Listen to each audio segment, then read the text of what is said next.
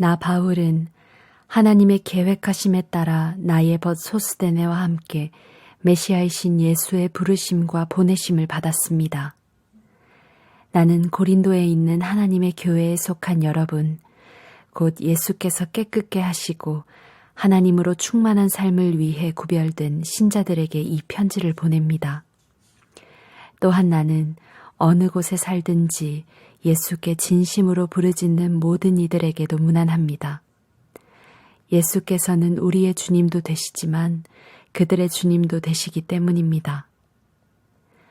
하나님 우리 아버지와 주 예수 그리스도께서 주시는 온갖 선물과 은혜가 여러분의 것이 되기를 바랍니다. 나는 여러분을 생각할 때마다 예수께서 주신 삶, 곧 자원하여 즐거운 마음으로 하나님께 나아가는 여러분의 변화된 삶에 대해 하나님께 감사를 드립니다. 여러분 안에 일어난 변화는 끝이 없습니다. 그것은 말과 지식을 넘어섭니다. 내가 여러분에게 전해준 그리스도에 관한 증거가 참되다는 것이 여러분의 삶을 통해 확실하게 증명되었습니다. 생각해 보십시오. 여러분은 아무것도 필요로 하지 않습니다. 여러분은 전부를 얻었기 때문입니다. 여러분이 우리 주 예수께서 이 세상의 마지막 무대에 등장하기를 간절히 기다리며 살아가는 동안 하나님의 온갖 선물이 바로 여러분 앞에 있습니다. 그뿐만 아니라 예수께서 모든 일을 마무리 지으실 때까지 하나님께서 친히 여러분 곁에 계시면서 여러분을 흔들리지 않게 해주시고 가던 길에서 벗어나지 않게 해주실 것입니다. 여러분을 이끌어 이 영적 모험을 하게 하신 하나님께서 자기 아들이시며 우리 주님이신 예수의 생명을 우리와 함께 나누고 계십니다. 하나님께서는 여러분을 결코 포기하지 않으실 것입니다. 그 점을 절대 잊지 마십시오. 나는 깊이 우려하고 있습니다. 이제 우리 주 예수의 권위를 빌려 나의 벗인 여러분에게 그것을 말씀드리겠습니다. 절박한 심정으로 말씀드립니다. 서로 사이좋게 지내십시오. 서로 배려하는 법을 익히고 공동체로 살아가기를 힘쓰십시오. 내가 이런 말씀을 드리는 것은 글로웨의 가족 가운데 몇 사람이 나의 마음을 몹시도 불안케 하는 소식을 가져왔기 때문입니다.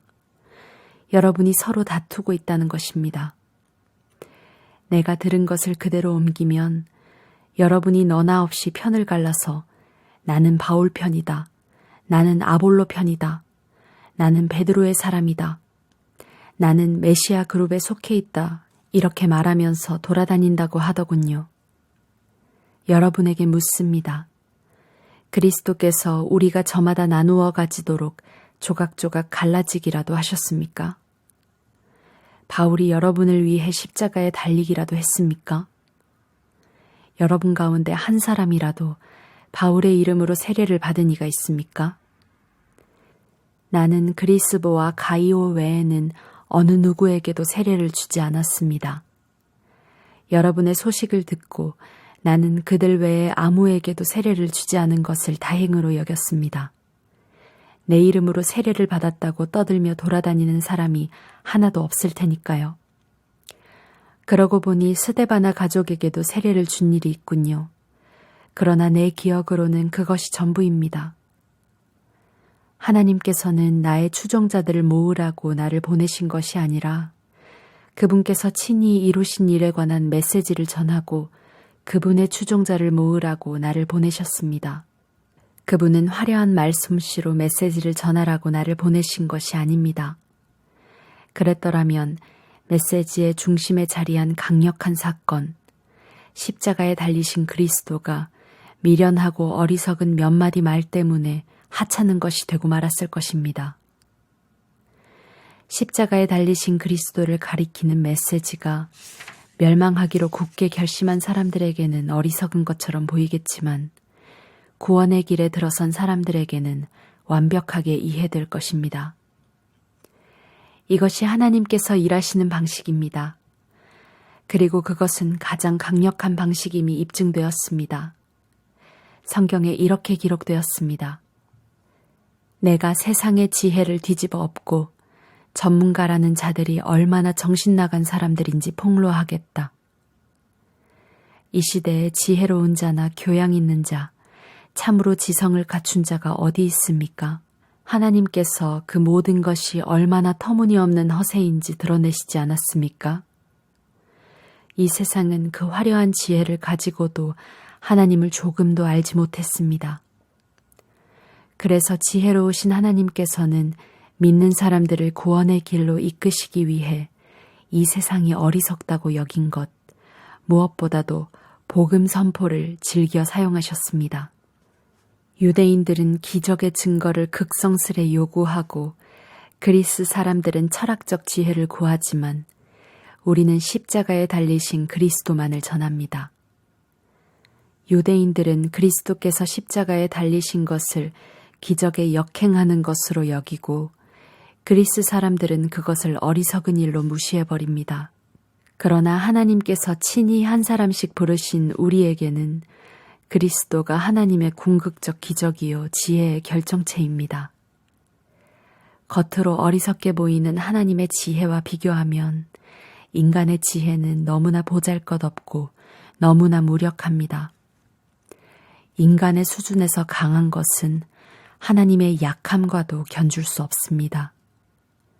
친구 여러분, 여러분이 이 그리스도인의 삶으로 부름받았을 때 여러분의 모습이 어떠했는지 잘 떠올려 보십시오.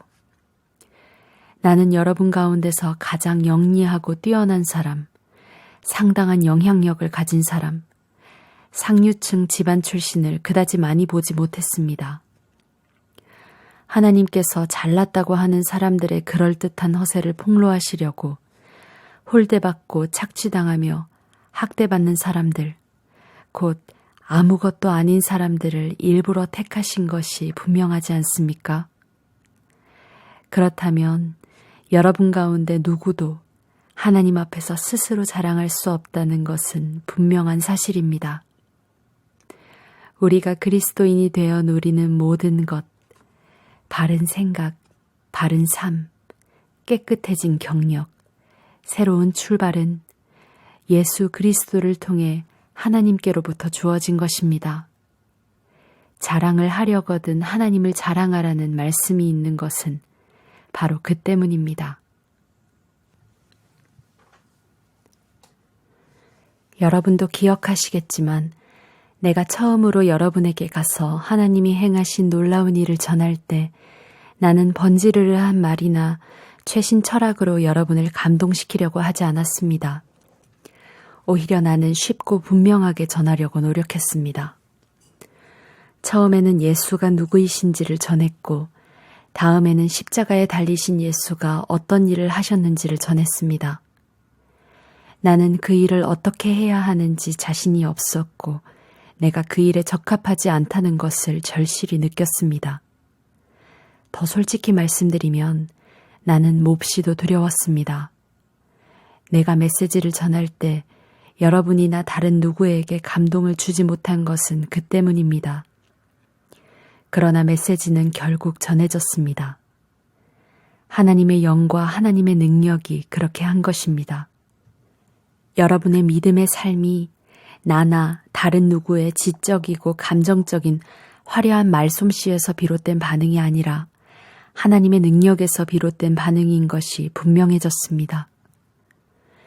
물론 우리에게는 하나님의 지혜가 풍성합니다. 여러분이 확고한 영적 토대 위에 서기만 하면 여러분에게 그 지혜를 넘겨드리겠습니다. 그런데 그 지혜는 대중적인 지혜도 아니고 고임금 전문가들이 선호하는 지혜도 아니고 한두 해가 지나면 시대에 뒤처지고 마는 지혜도 아닙니다. 하나님의 지혜는 그분의 목적 깊은 곳에 비밀하게 감춰진 지혜입니다.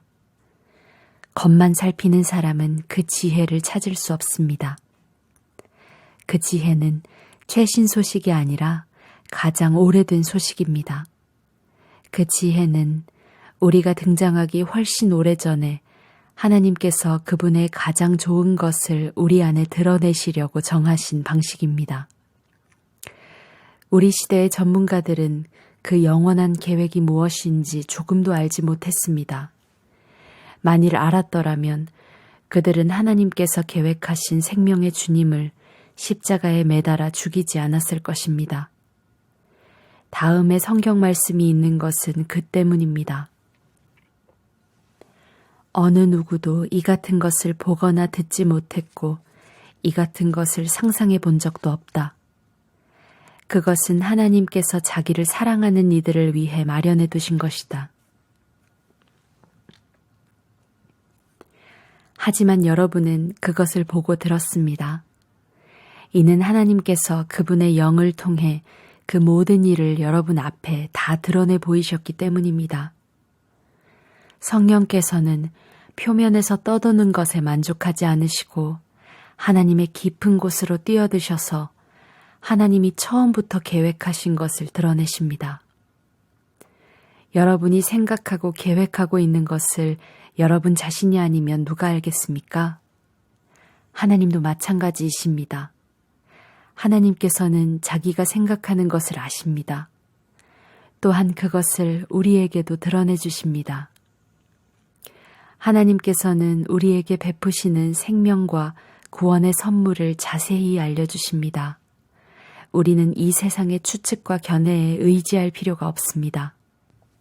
우리가 이 사실을 아는 것은 책을 읽거나 학교에 다녀서가 아니라 하나님께 직접 배웠기 때문입니다. 하나님께서 예수를 통해 우리를 1:1로 가르쳐 주셨습니다. 그와 같은 방식으로 우리도 그것을 여러분에게 직접 전합니다. 영에 속하지 않은 사람은 본질상 하나님의 영의 선물을 받을 수 없습니다. 그에게는 그럴 가능성이 없습니다. 그의 눈에는 그 선물들이 대단히 어리석은 것처럼 보이기 때문입니다. 영을 알 수 있는 통로는 영밖에 없습니다. 하나님의 영과 우리의 영은 막힘없이 서로 통합니다. 우리는 영적으로 살아있어서 하나님의 영이 하고 계신 모든 일에 다가갈 수 있습니다. 우리는 영에 속하지 않은 사람들의 판단을 받지 않습니다. 하나님의 영을 아는 사람 누구인가? 하나님께서 하고 계신 일을 아는 사람 누구인가? 라는 이사야의 물음에 답이 주어졌습니다. 바로 그리스도이십니다. 그리고 우리는 그리스도의 영을 가졌습니다. 그러나 친구 여러분, 지금 나는 여러분이 영에 속하지 않은 사람처럼 사람과 하나님께 행하는 것에 몹시 실망하고 있습니다. 여러분은 그리스도와 관련해서 젖먹는 것 외에는 아무것도 할 수 없는 어린아이처럼 굴고 있습니다. 여러분이 더 나은 것을 소화하지 못하는 것처럼 보이니 이제 나는 어린아이를 대하듯 여러분을 양육할 작정입니다. 여러분의 기분을 좋게 하거나 여러분을 돋보이게 해주는 것에만 손을 뻗는다면 모든 것이 자기 마음대로 될 때에만 만족하는 젖먹이와 여러분이 다를 것이 뭐가 있겠습니까? 여러분 가운데 어떤 사람은 나는 바울 편이다 말하고 또 어떤 사람은 나는 아볼로를 지지한다고 말한다니 여러분은 어린아이처럼 구는 것이 아닌가요? 여러분은 도대체 바울이 누구라고 생각합니까? 여러분은 아볼로가 누구라고 생각합니까? 우리 두 사람은 모두 종에 불과합니다. 여러분을 섬겨 우리 주인이신 하나님께 여러분의 삶을 맡기는 법을 배우게 한 종일 따름입니다. 우리 두 사람은 주님께서 맡겨주신 종의 임무를 수행했을 뿐입니다. 나는 씨를 심었고 아볼로는 물을 주었습니다. 그러나 하나님께서 여러분을 자라게 하셨습니다. 이 과정에서 가장 중요한 이는 심는 자나 물을 주는 자가 아니라 자라게 하시는 하나님이십니다. 심는 일과 물을 주는 일은 종들이 약간의 급료를 받고 하는 허드렛 일에 불과합니다. 그 일을 가치 있게 해주시는 이는 우리가 섬기는 하나님이십니다. 여러분은 하나님의 밭이며 우리는 그 밭에서 일하는 일꾼입니다. 달리 말하면 여러분은 하나님의 집입니다. 나는 하나님께서 내게 주신 훌륭한 건축가의 재능을 사용해 설계도를 작성했고 아볼로는 벽을 쌓아 올리고 있습니다. 그러니 이를 맡은 목수가 그 기초 위에다 각자 신중하게 집을 짓게 하십시오. 기억하십시오. 이미 놓인 기초는 하나뿐입니다. 그 기초는 다름 아닌 예수 그리스도이십니다. 여러분은 각별히 신경 써서 건축 재료를 고르십시오. 그러다 보면 마침내 준공 검사를 받을 날이 올 것입니다. 여러분이 값싸거나 부실한 재료를 쓴다면 다 드러나고 말 것입니다. 준공 검사는 철저하고 엄격하게 이루어질 것입니다. 어느 것 하나 대충 넘어가는 일이 없을 것입니다. 여러분이 지은 것이 검사를 통과하면 잘된 일입니다. 그러나 검사에 통과하지 못하면 여러분이 지은 것을 뜯어내고 다시 시작해야 할 것입니다. 여러분은 뜯기지 않고 살아남겠지만 간신히 살아남을 것입니다. 여러분이 하나님의 성전이고 하나님께서 친히 여러분 안에 계신다는 것을 여러분은 알지 못합니까? 여러분도 알다시피 성전을 파괴한 사람은 누구도 검사를 통과할 수 없습니다. 하나님의 성전은 거룩합니다. 여러분이 그 성전임을 잊지 마십시오. 여러분 자신을 속이지 마십시오. 시대의 최신 유행을 따르는 것으로 지혜로운 사람이 될 수 있다고 생각하지 마십시오. 하나님의 바보가 되십시오. 그것만이 참된 지혜에 이르는 길입니다. 이 세상이 영리하다고 하는 것을 하나님은 어리석다고 하십니다. 성경에 이렇게 기록되어 있습니다. 그분은 똑똑한 자들의 얕은 꾀를 폭로하신다. 주님은 모든 것을 안다고 하는 자들의 연막을 꿰뚫어 보신다. 나는 여러분이 자기 자신을 자랑하거나 다른 누군가를 자랑하는 것을 조금도 듣고 싶지 않습니다. 이미 모든 것이 여러분에게 선물로 주어졌습니다.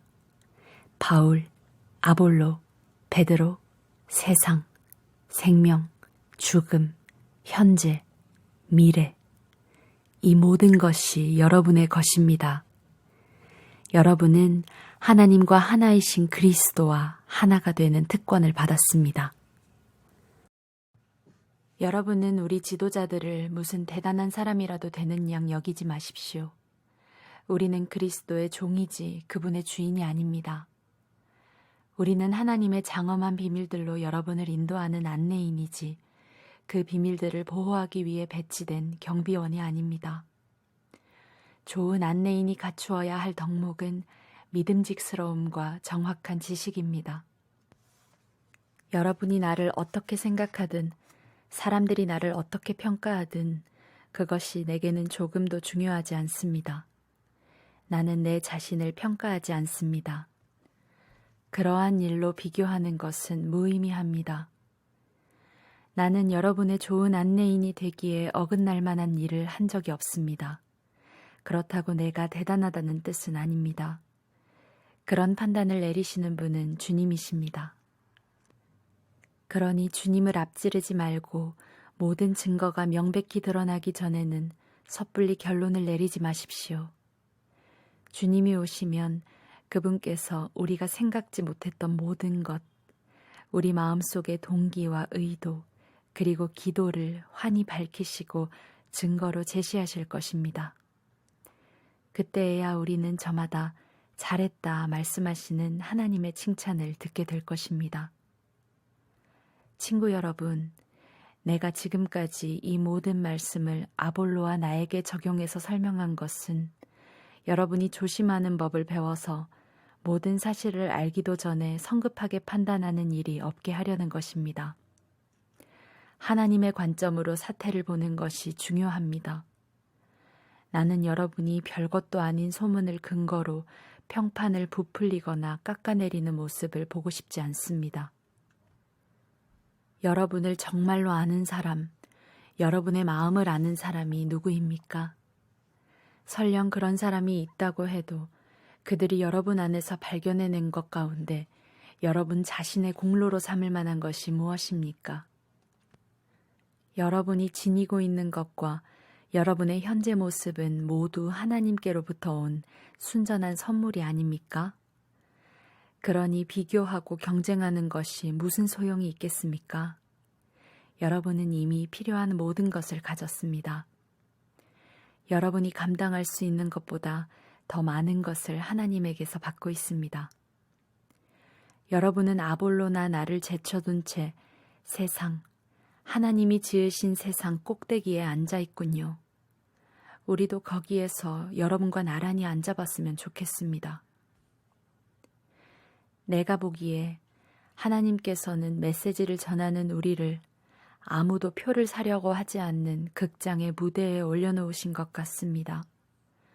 교통사고 현장을 구경하듯이 모든 사람이 우리를 둘러서서 빤히 쳐다보는 것 같습니다. 우리는 메시아 때문에 환경에 적응하지 못한 사람들입니다. 여러분은 자신이 있을지 모르나 우리는 약함과 불확실성 한가운데에서 살아갑니다.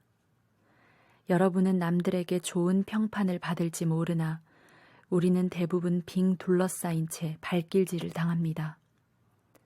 우리는 식사할 시간도 넉넉지 않고 누더기 옷을 입고 문전박대를 당하고 어디에서든 허드렛 일을 얻어 근근히 생계를 꾸려갑니다. 남들이 우리를 욕해도 우리는 그들을 축복합니다. 남들이 우리를 두고 터무니없는 말을 해도 우리는 그들에 대해 좋게 말합니다. 우리는 부엌에 버려진 감자 껍질처럼 이 문화로부터 쓰레기 취급을 받습니다. 앞으로도 그보다 더 나은 대접을 받지 못할 것입니다. 나는 나무라듯 하는 이웃처럼 여러분의 기분을 상하게 하려고 이 모든 글을 쓰고 있는 것이 아닙니다. 나는 자녀인 여러분에게 아버지 자격으로 이 글을 쓰고 있습니다. 나는 여러분을 사랑하고 여러분이 버릇없이 자라지 않고 바르게 자라기를 바랍니다. 여러분 주위에는 여러분의 잘못을 서슴없이 말해주는 사람이 많을 것입니다. 그러나 시간과 수고를 아끼지 않고 여러분이 자라도록 돕는 아버지는 많지 않을 것입니다. 예수께서 내게 하나님의 메시지를 여러분에게 선포할 수 있게 해주셔서 나는 여러분의 아버지가 되었습니다. 여러분도 알다시피 나는 내가 직접 행하지 않은 것을 여러분에게 하라고 하지 않습니다. 그런 이유로 나는 먼저 디모데를 여러분에게 보냈습니다. 그는 나의 사랑하는 아들이며 주님께 신실한 사람입니다. 내가 그리스도의 방식과 관련해서 모든 교회에 늘 제시하는 가르침을 그가 여러분에게 새로이 기억나게 해줄 것입니다. 여러분 가운데 자만해서 내 말은 물론이고 어느 누구의 말도 듣지 않는 사람이 덜어 있다는 것을 압니다. 그들은 내가 직접 찾아가 얼굴을 마주할 것이라고 생각지 않는 모양입니다. 그러나 하나님께서 원하시면 나는 여러분이 생각하는 것보다 빨리 여러분을 찾아갈 것입니다. 그래서 우리는 그들이 허세가 가득하다는 것을 확인해 볼 것입니다. 하나님의 도에서 중요한 것은 단순한 말이 아니라 능력 입은 삶이기 때문입니다. 그러니 내가 어떤 준비를 하고 여러분에게 가는 것이 좋겠습니까? 여러분을 통제하는 엄한 교관의 모습이 좋겠습니까? 아니면 여러분과 속마음을 터놓는 다정한 벗이나 상담자의 모습이 좋겠습니까? 결정은 여러분이 하십시오. 또한 나는 여러분 교회의 가족 가운데서 수치스러운 성행위가 행해지고 있다는 소식을 접했습니다. 여러분 남자들 가운데 한 사람이 자기 계모와 잠자리를 같이 하고 있다는 것입니다. 그것은 교회 밖에서도 용납되지 않는 일입니다. 그런데도 여러분은 그런 일로 당혹스러워하기는커녕 태어나기만 하더군요. 그 일로 비탄에 젖어야 하지 않겠습니까? 그 일로 무릎을 꿇고 울어야 하지 않겠습니까? 그런 일을 저지른 자와 그 소행에 맞서 어떤 조치를 취해야 하지 않겠습니까? 나라면 어떻게 할지 여러분에게 알려드리지요. 내 몸은 그곳에 있지 않지만 내가 여러분과 함께 그곳에 있다고 여기십시오. 무슨 일이 벌어지고 있는지 내 눈에 훤히 보이기 때문입니다. 분명히 말하건대 그런 행위는 잘못되었습니다. 그저 외면한 채 그런 행위가 저절로 없어지기를 바라지 마십시오. 우리 주 예수의 권위로 그 문제를 공개적으로 처리하십시오. 공동체의 교우들을 모으십시오. 나는 영으로 여러분과 함께하고 우리 주 예수께서는 권능으로 임하실 것입니다. 그 사람의 행위를 공개적으로 조사하십시오. 그에게 자기 행위를 변호하게 하십시오. 그러나 변호하지 못하거든 그를 쫓아내십시오. 물론 그렇게 하는 것은 그에게 충격적이고 여러분에게는 당혹스러운 일일 것입니다. 그러나 그를 지옥에 떨어뜨리기보다 그가 충격을 받고 여러분이 당혹스러움을 겪는 것이 더 낫습니다. 여러분은 그가 다시 일어서서 심판날에 주님 앞에서 용서받기를 원할 것입니다. 여러분이 그런 일들을 겪으면서 보인 경망스럽고 무감각한 교만이 나를 괴롭게 합니다. 여러분은 작은 것으로 여기지만 그 교만은 작은 것이 아닙니다.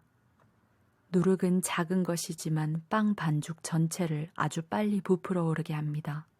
그러니 그 누룩을 제거하십시오. 우리의 참된 정체성은 한결같고 순수해야지 나쁜 성분 때문에 부풀려져서는 안 됩니다. 우리의 6월절 어린 양이신 메시아께서 이미 6월절 식사를 위해 희생되셨으므로 우리는 누룩을 넣지 않은 6월절 빵이 되었습니다.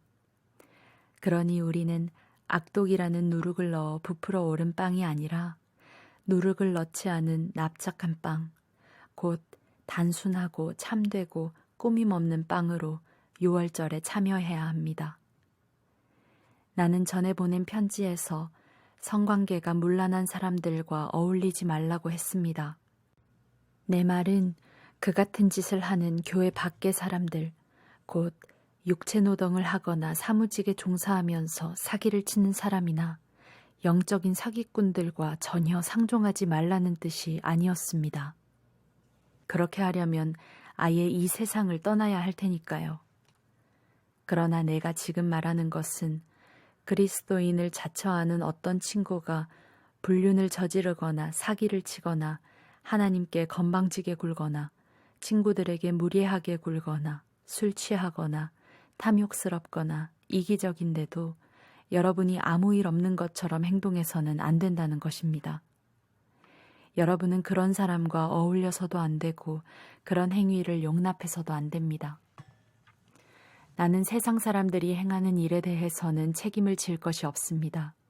그러나 믿는 사람들의 공동체 안에서 이루어진 일에 대해서는 책임을 져야 하지 않겠습니까? 교회 밖에 있는 사람들에게 판결을 내리는 것은 하나님의 몫입니다. 그러나 우리의 형제자매가 가던 길에서 벗어날 때 필요하다면 그들을 내쫓아 교회를 깨끗게 하는 것은 우리의 몫입니다. 그리고 여러분이 서로를 세상 법정으로 끌고 간다고 하는데 어떻게 그럴 수 있습니까? 여러분이 부당한 취급을 받았다고 생각하여 그리스도인의 가족인 교회 안에서 그 문제를 해결하지 않고 하나님의 방식을 전혀 모르는 세상 법정으로 앞장서 가다니 그것이 말이 됩니까? 이 세상이 예수를 따르는 성도들로 이루어진 법정 앞에 서게 될 날이 다가오고 있습니다. 장차 여러분이 이 세상 운명을 판결하게 되어 있다면 이처럼 사소한 일은 직접 판결하는 것이 바람직하지 않겠습니까? 우리는 장차 천사들까지 심판하게 될 테니 말입니다. 여러분이 이 일상적인 사건들을 판결하지 못할 이유가 무엇이겠습니까? 이처럼 불화와 부당한 일이 일어날 때 어째서 여러분은 다른 면에 있어서는 신뢰하지 않는 세상 사람들에게 그 일을 맡겨 판결을 받으려고 합니까? 내가 이토록 냉정하게 말하는 것은 여러분이 벌이고 있는 일이 얼마나 어리석은지 일깨우려는 것입니다. 불화와 다툼이 일어날 때 여러분 가운데 그 일을 공정하게 판결할 만큼 분별 있는 사람이 하나도 없다는 것이 가능한 일입니까? 믿을 수 없는 일입니다. 여러분이 하나님을 전혀 믿지 않는 사람들 앞으로 서로를 끌고 가다니요. 정의의 하나님을 믿지 않는 그들이 어찌 정의로운 판결을 내리겠습니까? 이런 법정 다툼은 여러분의 공동체의 흉한 오점이 되고 말 것입니다. 차라리 부당한 취급을 받더라도 그냥 받아들이고 잊어버리는 편이 더 낫지 않겠습니까? 지금 여러분이 벌이고 있는 일은 더 많은 부당행위와 불의가 일어나도록 기름을 끼얹는 격입니다. 여러분의 영적 공동체에 속한 가족들에게 더 많은 상처를 안겨줄 뿐입니다. 여러분은 이것이 살 길이 아니라는 것을 알지 못합니까? 하나님께 마음을 두지 않는 불의한 자들은 그분의 나라에 들어가지 못할 것입니다. 서로를 이용하고 악용하는 자들, 성을 이용하고 오용하는 자들, 땅을 이용해 먹으면서 땅과 거기에 있는 모든 것을 착취하고 남용하는 자들은 하나님 나라의 시민이 될 자격이 없습니다. 여러분 가운데 상당수는 내가 무엇을 두고 말하는지 경험으로 알 것입니다. 얼마 전까지만 해도 여러분이 그렇게 살았으니 말입니다. 그러나 그 이후로 여러분은 우리 주님이시며 메시아이신 예수와 우리 안에 계신 하나님, 곧 성령으로 말미암아 깨끗해졌고 새로운 출발을 하게 되었습니다. 법적으로 문제가 없다고 해서 영적으로 적합한 것은 아닙니다. 만일 내가 해도 된다고 생각한 것을 무엇이나 하면서 돌아다녔다면 나는 변덕의 노예가 되고 말았을 것입니다. 처음에는 살기 위해 먹지만 나중에는 먹기 위해서 산다는 옛 격언을 아시지요? 어찌 보면 몸은 덧없는 것이라는 말이 타당한 것처럼 들립니다. 그렇다고 해서 여러분의 몸을 음식으로 가득 채우거나 여러분의 몸을 섹스에 내맡기는 것이 정당화되는 것은 아닙니다.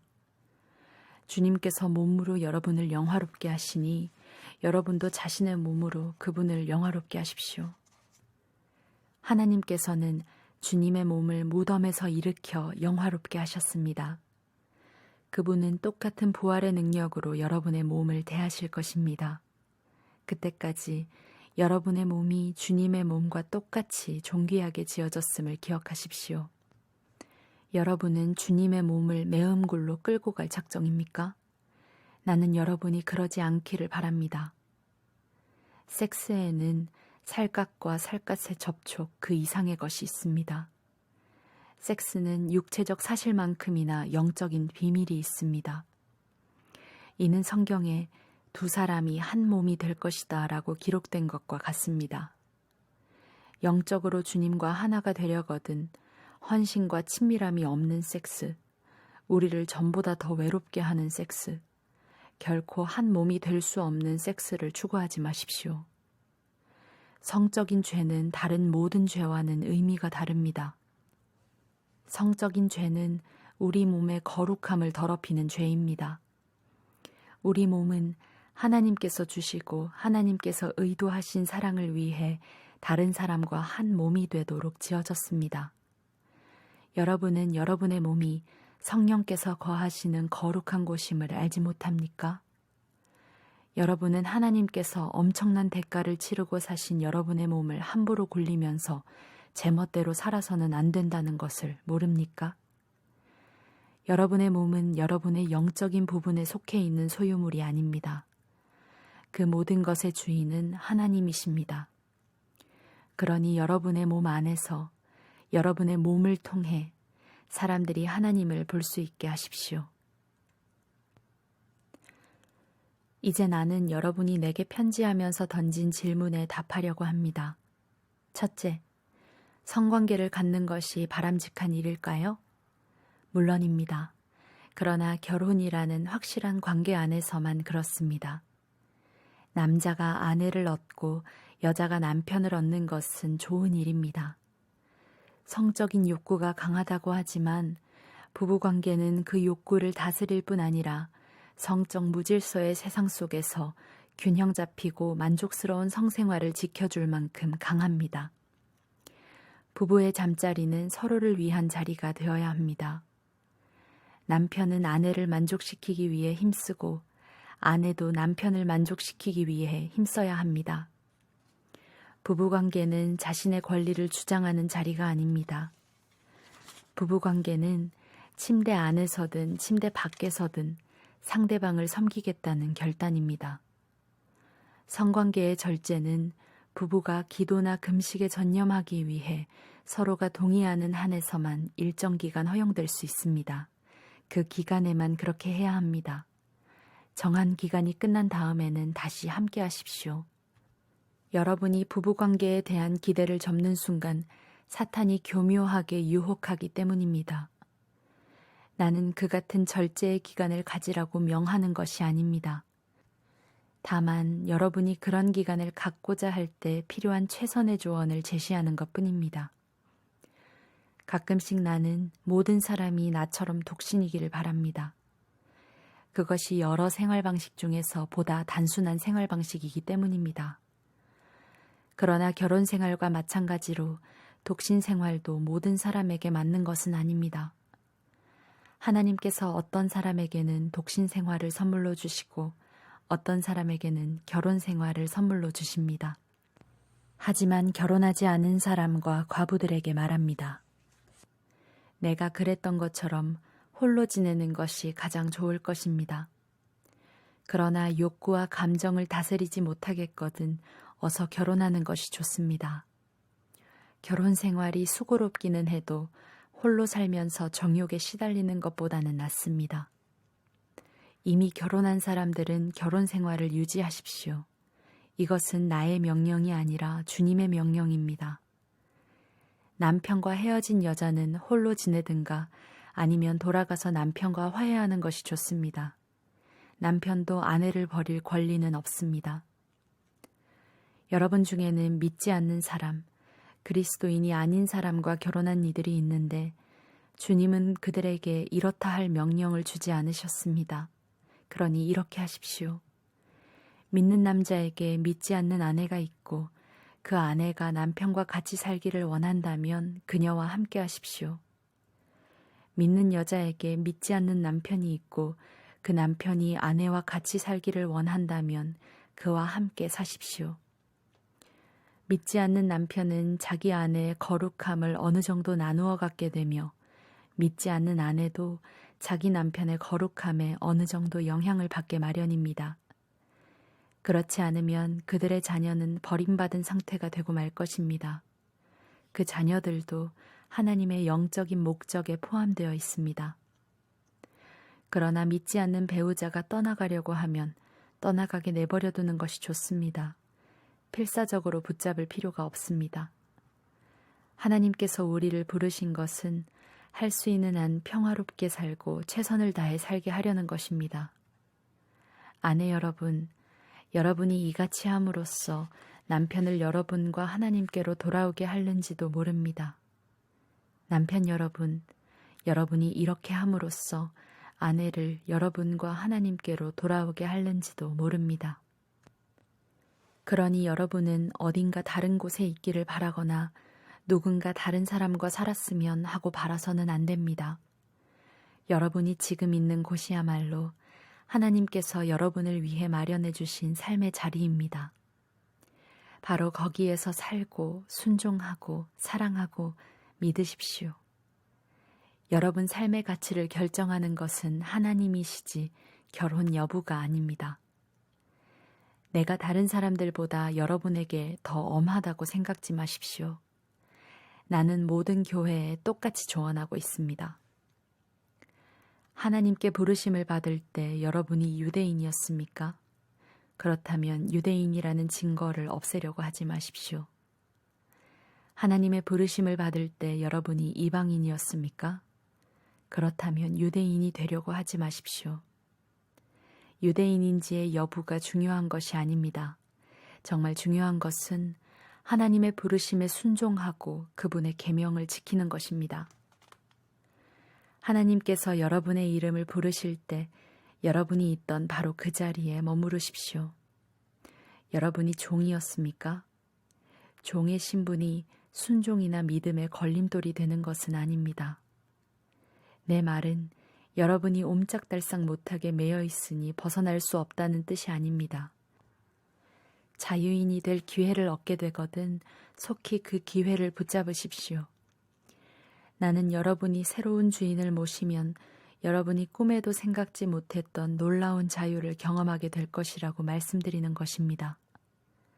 다른 한편으로 그리스도께서 여러분을 부르실 때 여러분이 자유인이었다면 여러분은 꿈에도 생각지 못했던 하나님의 종이 되는 기쁜 경험을 하게 될 것입니다.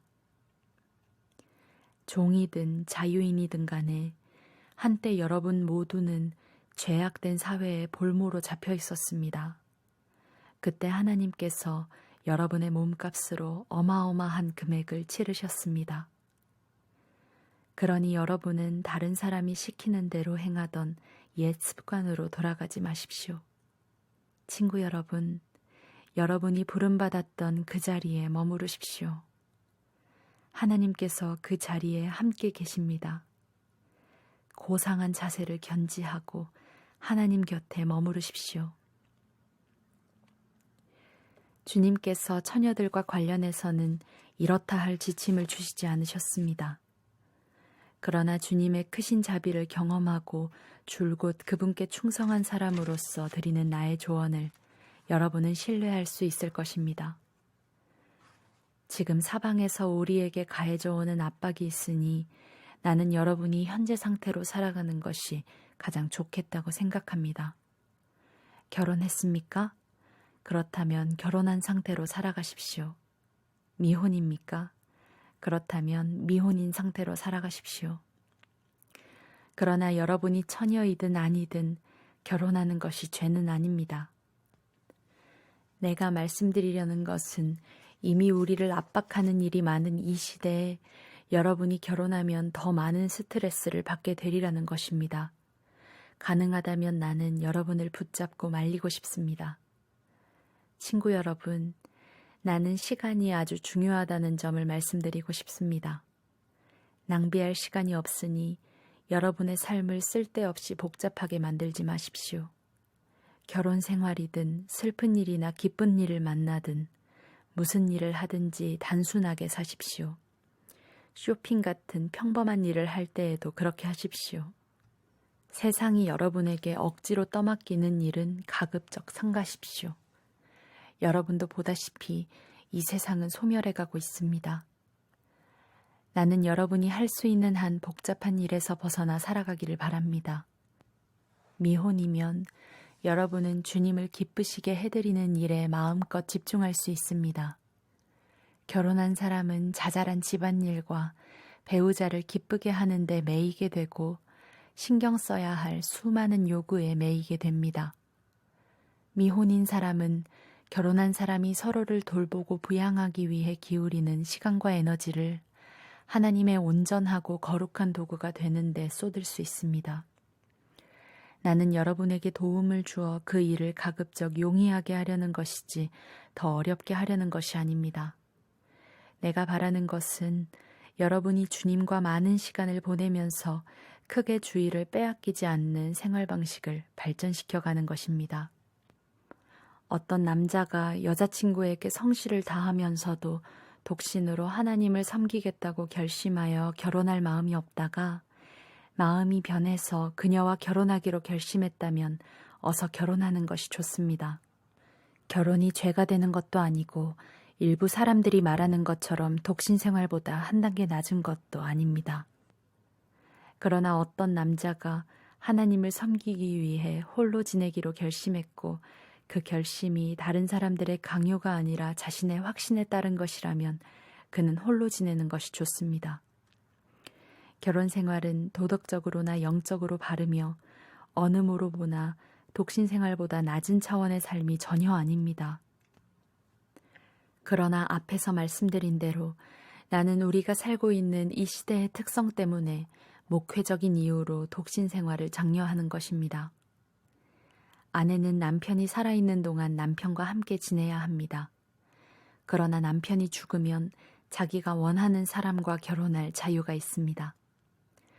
물론 그녀는 믿는 사람과 결혼하여 주님의 축복을 받고 싶어 할 것입니다.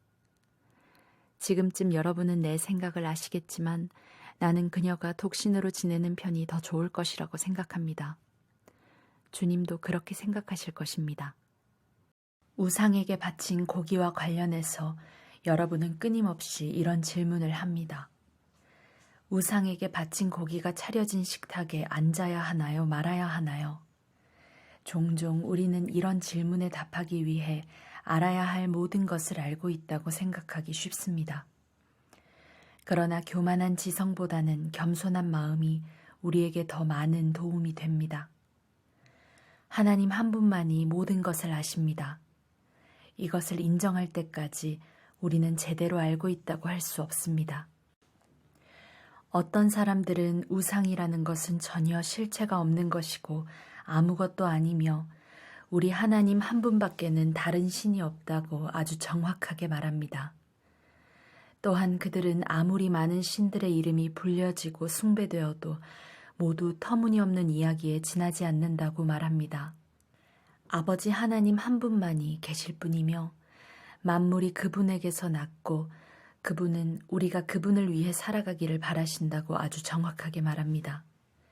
그리고 오직 한 분 주님, 메시아 예수만이 계시고 만물이 그분을 위해 존재하며 우리도 그분을 위해 존재한다고 말합니다.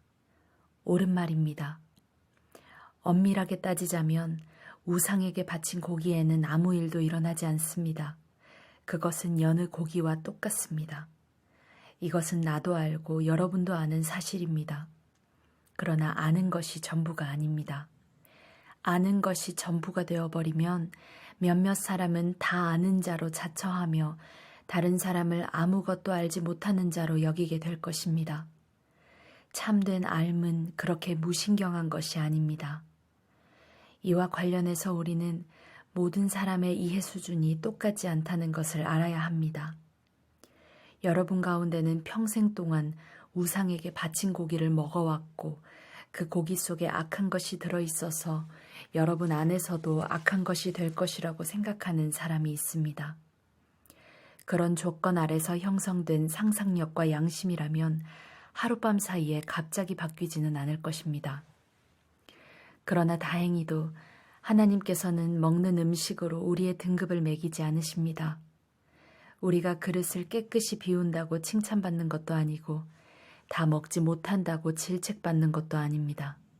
그러나 하나님께서는 여러분이 자신의 자유를 부주의하게 행사한 나머지 아직 과거의 틀과 생각에서 자유롭지 못한 동료 신자들을 길에서 벗어나게 할까봐 마음을 쓰십니다. 예를 들어 여러분이 우상 숭배를 위해 차려진 잔치, 곧 우상에게 바친 고기가 주요 요리인 잔치에 참석함으로써 여러분의 자유를 과시한다고 해봅시다. 만일 그 문제로 고민하던 어떤 사람이 평소에 여러분을 지적이고 성숙한 사람으로 여겼는데 그 잔치에 여러분이 참석하는 모습을 본다면 커다란 위험이 되지 않겠습니까? 그는 대단히 혼란스러워할 것입니다. 어쩌면 그는 자기 양심이 하는 말을 틀렸다고 생각하며 불안해할지도 모릅니다. 그리스도께서는 그 사람을 위해서도 자기 목숨을 내어주셨습니다. 그렇다면 여러분은 적어도 그 사람을 위해 그런 잔치에 가지 말아야 하지 않겠습니까? 여러분이 말하는 것처럼 잔치에 가고 안 가고가 중요한 문제는 아니니까요. 그러나 여러분이 잔치에 간 것이 여러분의 동료에게 심각한 상처를 주고 그를 영원히 망하게 한다면 그것은 큰 문제가 아닐 수 없습니다. 여러분의 동료에게 상처를 주는 것은 그리스도께 상처를 주는 것입니다. 여기저기서 거리낌 없이 행해지는 식사는 이 약한 사람들을 희생시켜도 될 만큼 가치 있는 것은 아닙니다. 우상 숭배로 더러워진 음식을 먹으러 가는 것이 여러분의 형제자매 가운데 한 사람이라도 걸려 넘어지게 할 우려가 있다면 절대로 그 자리에 가지 마십시오. 나에게 이런 글을 쓸 권한이 없다고 말하지 마십시오. 나에게는 분명 이렇다 할 자유가 있습니다. 그렇지 않습니까? 내가 수행할 직무를 받지 못했다는 말입니까? 내가 우리 주 예수를 대면하여 이 일을 위임받지 않았다는 말입니까? 내가 주님을 위해 행한 선한 일의 증거가 여러분이지 않습니까? 다른 사람은 내가 위임받은 권한을 인정하지 않더라도 여러분은 그럴 수 없습니다. 여러분과 함께한 나의 일이 내 권한의 생생한 증거이기 때문입니다. 나를 비판하는 사람들에게 나는 거리낌 없이 항변합니다. 하나님을 위해 선교사로 임명받은 우리에게는 그에 걸맞는 편의를 도모할 권리가 있습니다. 우리에게는 우리와 가족을 위해 후원받을 권리가 있습니다. 여러분은 이 문제와 관련해서 다른 사도들과 우리 주님의 형제들과 베드로에게는 이 일을 제기하지 않는 것 같습니다. 그런데 나에게는 어째서 이 일을 제기합니까? 바나바와 나만은 혼자 힘으로 생계를 유지해야 한다는 말입니까? 군인이 자기 힘으로 생계를 유지하며 군복무를 합니까? 정원사가 자기 정원에서 나온 채소를 먹어서는 안 되는 것입니까? 우유 짜는 사람이 통에 담긴 우유를 마시지 말아야 한다는 말입니까? 나는 화가 나서 언성을 높이는 것이 아닙니다.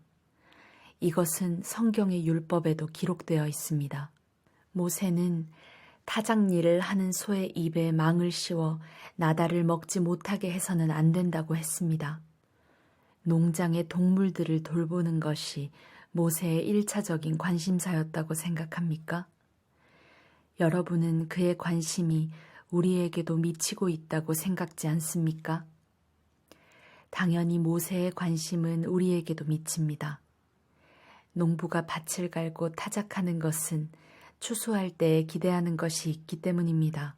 여러분 가운데 영적인 씨를 뿌린 우리가 여러분에게 한두 끼 식사를 기대한다고 해서 그것이 지나친 일이겠습니까? 다른 사람들은 여러분에게 그런 식으로 많은 것을 요구하더군요. 그렇다면 이제까지 한 번도 요구한 적 없는 우리는 그럴 권리가 더 있지 않겠습니까? 우리는 정당하게 요구할 권리를 줄곧 가지고 있었지만 그렇다고 그 권리를 행사할 마음은 없습니다.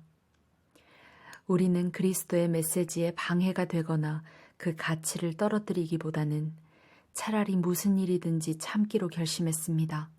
다만 나는 여러분이 우리의 결심을 이용해 다른 사람들을 속이고 그들의 정당한 몫을 가로채지나 않을까 염려할 따름입니다. 여러분도 알다시피 성전에서 일하는 사람은 성전 수입으로 살고 제단에서 제사를 드리는 사람은 제물로 바쳐진 것을 먹지 않습니까? 주님께서도 같은 취지로 말씀하셨습니다. 메시지를 전하는 사람은 그 메시지를 믿는 사람들의 후원을 받아야 한다고 말입니다. 그러나 나는 내 자신을 위해 이 권리를 행사한 적이 없으며 이렇게 편지하는 것도 무엇을 얻으려는 것이 아님을 분명히 하고자 합니다. 나는 누군가에게 나를 불신하거나 나의 동기를 의심할 만한 빌미를 주느니 차라리 죽는 편을 택하겠습니다. 내가 메시지를 선포하는 것은 그것으로 나의 이익을 취하기 위해서가 아닙니다. 나는 메시지를 전하지 않을 수 없습니다. 만일 내가 메시지를 전하지 않으면 나는 파멸하고 말 것입니다. 메시지를 전하여 생계를 꾸리는 것이 내 생각이었다면 나는 약간의 급여라도 기대했을 것입니다. 그러나 메시지를 전하는 것은 내 생각이 아니라 내게 엄숙하게 맡겨진 사명입니다. 그러니 내가 어찌 급여를 기대할 수 있겠습니까? 그렇다면 내가 메시지를 전하여 얻는 것이 있을까요? 사실을 말씀드리면 얻는 것이 있습니다. 여러분에게 값없이 메시지를 전하는 즐거움이 그것입니다. 그러니 여러분은 나의 경비를 지불하지 않아도 됩니다.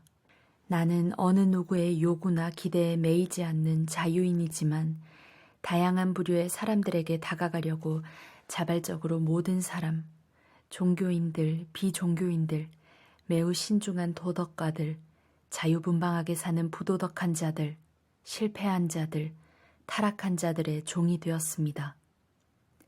나는 그들의 생활 방식을 받아들이지는 않았습니다.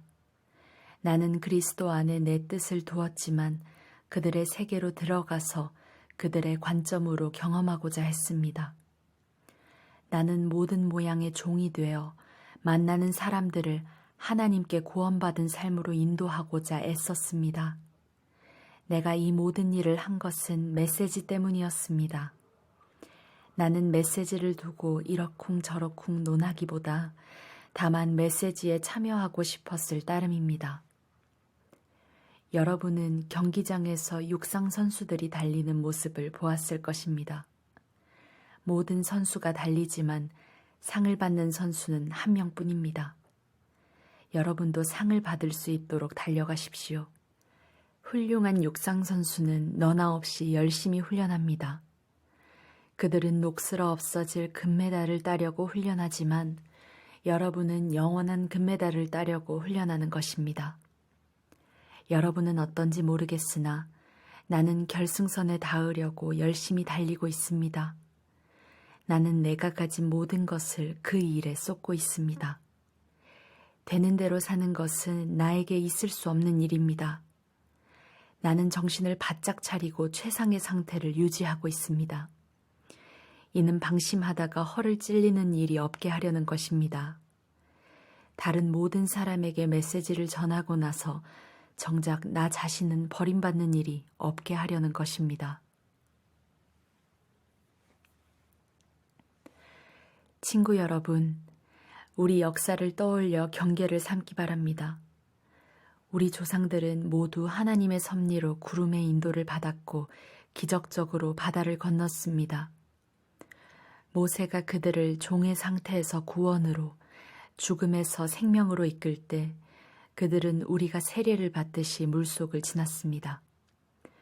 그들은 모두 같은 음식을 먹고 같은 음료를 마셨습니다. 그것은 하나님께서 날마다 공급해 주신 식사였습니다. 그들은 바위 틈에서 솟아나는 물을 마셨습니다. 하나님께서 그들을 위해 마련하신 바위에서 솟아난 물은 그들이 있는 곳이면 어디에서나 그들과 함께 머물렀습니다. 그 바위는 다름 아닌 그리스도였습니다.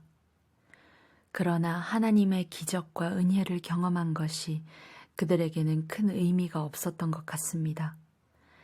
광야에서 어려운 시기를 보내는 동안 그들 대다수가 유혹에 무너지고 말았으니까요. 결국 하나님께서도 그들을 기뻐하지 않으셨습니다. 똑같은 일이 우리에게도 일어날 수 있습니다. 그러니 우리는 그들처럼 자기 마음대로 하려고 하다가 허를 찔리는 일이 없도록 조심하지 않으면 안 됩니다. 백성들이 먼저 파티를 열고 그런 다음 춤을 추었다고 했지만 우리는 그들처럼 우리의 신앙을 떠들썩한 쇼로 변질시켜서는 안 됩니다. 성적으로 문란해서도 안 됩니다. 잊지 마십시오. 그들은 성적으로 문란하게 살다가 하루에 23,000명이나 죽었습니다. 그리스도를 섬겨야지 그리스도께서 우리를 섬기게 해서는 안 됩니다. 그런데도 그들은 그렇게 했고 결국 하나님께서는 독뱀을 풀어놓으셨습니다. 우리는 불평하지 않도록 조심해야 합니다. 그들은 불평하다가 멸망했습니다. 이 모든 것은 위험을 알리는 경고 표지입니다. 이 모든 것이 우리의 역사책에 기록된 것은 우리로 하여금 그들의 실수를 되풀이하지 않게 하려는 것입니다. 우리의 처지가 그들과 유사합니다. 그들이 처음이라면 우리는 나중이라고 할 수 있습니다. 우리도 그들처럼 실패할 수 있습니다. 그러니 순진하게 속지도 말고 자만하지도 마십시오.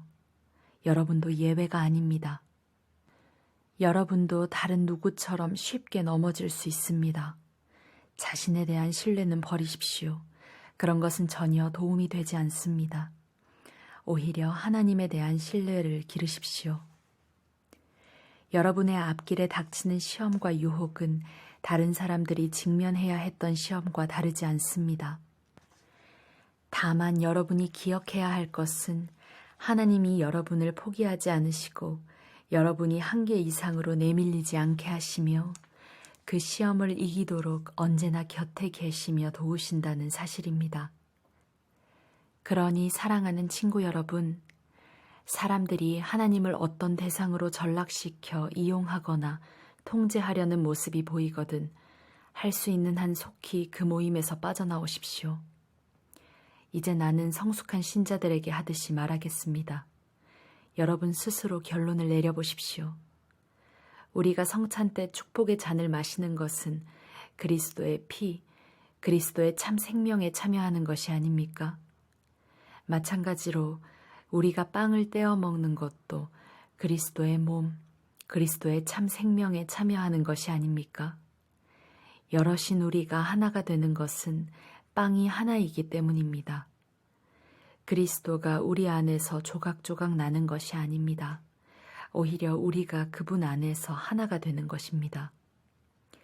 우리가 그리스도를 우리의 모습으로 축소시키는 것이 아니라 오히려 그리스도가 우리를 그분의 모습으로 끌어올리십니다. 옛 이스라엘에서도 그런 일이 일어났습니다. 하나님의 제단에 바친 제물을 먹는 사람은 하나님의 활동에 참여한 사람이 되었던 것입니다. 이제 차이점을 아시겠습니까? 우상에게 바친 제물은 아무것도 아닌 것에 바친 것입니다. 우상이 아무것도 아니기 때문입니다. 그러나 사실 우상은 아무것도 아닌 것보다 더 심각합니다. 그것은 바로 마귀입니다. 바라건대 여러분은 스스로를 여러분보다 못한 것으로 떨어뜨리지 마십시오. 여러분은 둘 다 가질 수 없습니다. 여러분이 한날은 주님과 잔치를 벌이고 이튿날에는 마귀들과 잔치를 벌일 수 없습니다. 주님은 그런 것을 참으시는 분이 아닙니다. 주님은 우리의 전부를 원하십니다. 전부가 아니라면 우리는 아무것도 아닌 것이 됩니다. 그런데도 여러분은 여러분보다 못한 것과 어울리시겠습니까? 여러분은 한 면만 보고 이렇게 말할지도 모르겠습니다. 뭐든지 괜찮아.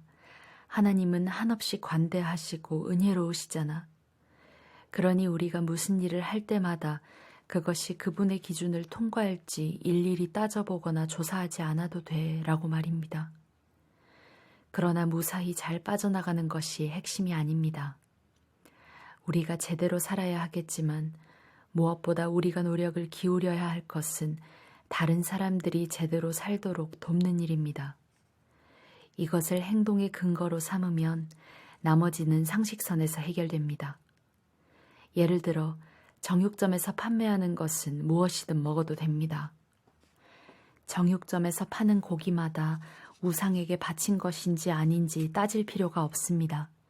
결국 땅과 거기서 난 모든 것이 하나님의 것이니까요.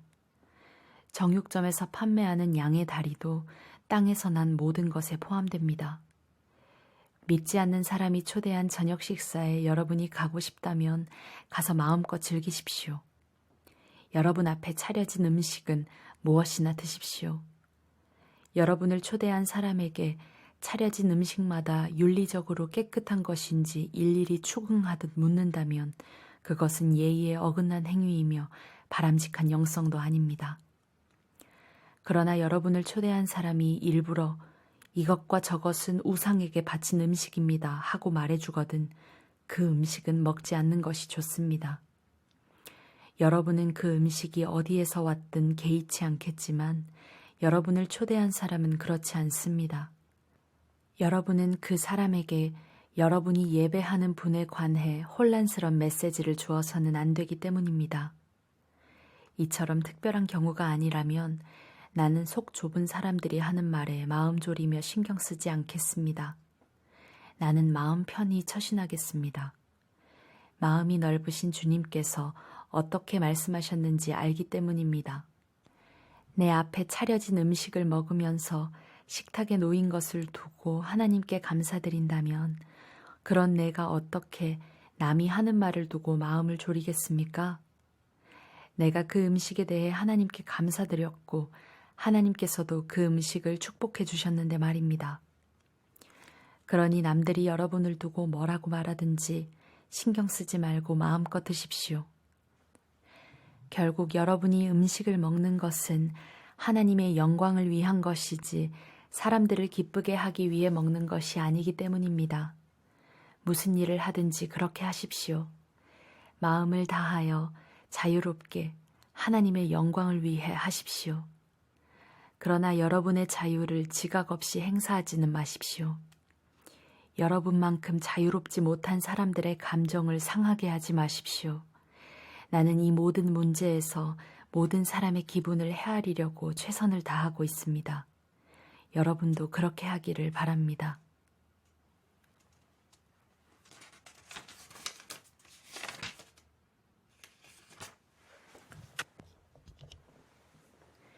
여러분이 나를 기억하고 존중하여 내가 여러분에게 가르쳐준 믿음의 전통을 지키고 있다니 내 마음이 참 기쁩니다. 모든 실질적인 권위는 그리스도께로부터 옵니다. 부부관계에서 남편의 권위는 그리스도에게서 오고 아내의 권위는 남편에게서 온 것입니다. 그리스도의 권위는 하나님의 권위입니다. 그리스도의 권위를 존중하지 않으면서 하나님과 대화하거나 하나님에 대해 말하는 사람이 있다면 그는 그리스도의 명예를 실추시키는 자입니다. 마찬가지로 자기 남편의 권위를 존중하지 않으면서 하나님과 대화하는 아내가 있다면 그 아내는 자기 남편의 명예를 실추시키는 것은 물론이고 자기 명예까지 실추시키는 것입니다. 그것은 머리를 민 여자처럼 보기 흉한 모습입니다. 여자들이 예배 중에 머리 덮개를 쓰는 관습은 기본적으로 여기에서 유래한 것입니다. 그러나 남자는 모자를 벗습니다. 남자와 여자는 너무도 빈번하게 머리를 맞대고 충돌하지만 그 같은 상징적 행위를 통해 자신의 머리를 우리의 머리 되신 하나님께 복종시키는 것입니다. 그러나 여기서 남자와 여자의 차이를 너무 확대해서 해석하지는 마십시오. 남자나 여자나 누구든지 혼자 힘으로 살 수 없고 누가 먼저라고 할 수도 없습니다. 남자가 하나님의 아름답고 빛나는 형상을 반영하여 먼저 지어진 것이 사실이지만 그때 이후로 모든 남자는 여자에게서 나왔습니다. 사실 모든 것이 하나님께로부터 온 것이니 누가 먼저냐를 따지는 일은 이제 그만둡시다. 여러분은 이 상징 속에 무언가 강력한 것이 있음을 인정하지 않습니까? 여자의 아름다운 머리카락은 하나님께 경배하며 기도하는 천사를 생각나게 하고 경건한 마음으로 모자를 벗은 남자의 머리는 순종하는 가운데 기도하는 모습을 연상시키지 않습니까? 나는 여러분이 이 문제로 논쟁을 벌이지 않기를 바랍니다. 하나님의 모든 교회는 이런 문제로 논쟁하지 않습니다. 나는 여러분만 예외인 것처럼 고집 피우지 않기를 바랍니다. 다음 문제와 관련해서는 내 마음이 조금도 기쁘지 않습니다. 여러분이 함께 모일 때 여러분의 가장 좋은 모습이 아니라 가장 나쁜 모습이 드러나는 것으로 알고 있습니다. 첫째, 여러분이 서로 갈라져 다투고 비난한다는 소식이 들려옵니다. 믿고 싶지 않지만 그것이 사실이군요. 그 문제에 대해 내가 할 수 있는 최선의 답변은 조사 과정에서 진실이 드러나고 가려지리라는 것입니다. 또한 여러분은 예배를 드리러 와서도 서로 갈라진 채 있다고 하더군요. 한자리에 모여서 주님의 만찬을 나누기는커녕 오히려 밖에서 많은 음식을 가져와 돼지처럼 먹는다고 하더군요. 그래서 어떤 사람은 따돌림을 당해 아무것도 먹지 못한 채 집으로 돌아가고 어떤 사람은 걷지 못할 정도로 술에 취해서 실려가기까지 한다더군요. 믿을 수가 없습니다. 여러분에게 먹고 마실 집이 없습니까? 여러분이 창피한 줄도 모르고 하나님의 교회를 모독하다니 어찌 된 일입니까? 여러분이 하나님의 가난한 사람을 모욕하다니 어찌 된 일입니까? 나는 여러분이 창피한 줄도 모른 채 그런 짓을 하리라고는 믿고 싶지 않습니다. 이제 나는 말없이 두고 보지 않겠습니다. 주님의 만찬이 어떤 의미가 있고 그것이 왜 그토록 중요한지를 다시 한번 정확히 말씀드리겠습니다. 이 가르침은 내가 주님께 직접 받아 여러분에게 전한 것입니다. 주 예수께서 배반당하시던 날 밤에 빵을 들어 감사하신 후에 떼어주시며 이렇게 말씀하셨습니다. 이것은 너희를 위해 찢는 내 몸이다. 이것을 행하여 나를 기억하여라. 저녁 식사 후에 잔을 들어 감사하시며 이렇게 말씀하셨습니다. 이 잔은 나의 피, 너희와 맺는 새 언약이다. 너희는 이 잔을 마실 때마다 나를 기억하여라. 여러분은 이것을 알아야 합니다. 여러분이 이 빵을 먹고 이 잔을 마실 때마다 여러분의 말과 행위로 주님의 죽으심을 재현하는 것입니다. 여러분은 주님이 다시 오실 때까지 이 식사를 계속해서 되풀이해야 합니다. 익숙하다고 해서 주님의 만찬을 얕보아서는 안 됩니다. 누구든지 불손한 마음으로 주님의 빵을 먹거나 주님의 잔을 마시는 사람은 주님이 죽으실 때 그분께 야유를 보내고 침을 뱉은 군중과 같습니다. 여러분이 주님을 기념하려고 하는 것이 그런 것입니까? 여러분의 동기를 살피고 여러분의 마음을 점검한 뒤에 거룩한 두려움으로 이 식사에 참여하십시오. 여러분이 주님의 찢어진 몸을 먹고 마신다는 사실에 주의하지 않으면 여러분은 심각한 결과를 초래하고 말 것입니다. 그래서 여러분 가운데 지금도 무력한 사람과 아픈 사람이 많고 일찍 죽은 사람이 많은 것입니다. 지금이라도 우리가 이 일을 바로잡지 않으면 나중에 주님께서 우리를 바로잡으실 것입니다. 지금 주님과 대면하는 것이 나중에 불 가운데서 대면하는 것보다 낫습니다. 그러니 친구 여러분, 주님의 만찬에 모일 때는 예의를 갖춰 서로 정중히 대하십시오. 배가 너무 고파서 음식이 차려지기를 기다리지 못하겠거든 집에 가서 요기를 하십시오. 그러나 무슨 일이 있어도 주님의 만찬을 먹고 마시는 술판이나 집안 싸움으로 변질시켜서는 안 됩니다. 주님의 만찬은 영적인 식사, 곧 사랑의 향연입니다. 여러분이 질문한 다른 문제들은 이 다음에 내가 방문해서 직접 대답하겠습니다. 이제 나는 하나님의 영이 우리 삶 속에서 활동하시는 다양한 방식에 대해 이야기하려고 합니다. 이것은 복잡하고 종종 오해를 받기도 하는 문제지만 나는 여러분이 반드시 제대로 알아두기를 바랍니다. 하나님을 알지 못하던 때에 여러분이 어떠했는지 기억하십니까? 그때 여러분은 가짜 신에게서 또 다른 가짜 신에게로 끌려다녔습니다. 자신이 무엇을 하는지도 모른 채 다른 사람이 하는 대로 그저 따랐을 뿐입니다. 이제부터 내가 말씀드리는 삶은 다릅니다. 하나님께서는 우리가 우리의 지성을 사용해서 할 수 있는 한 제대로 이해하려고 애쓰기를 바라십니다.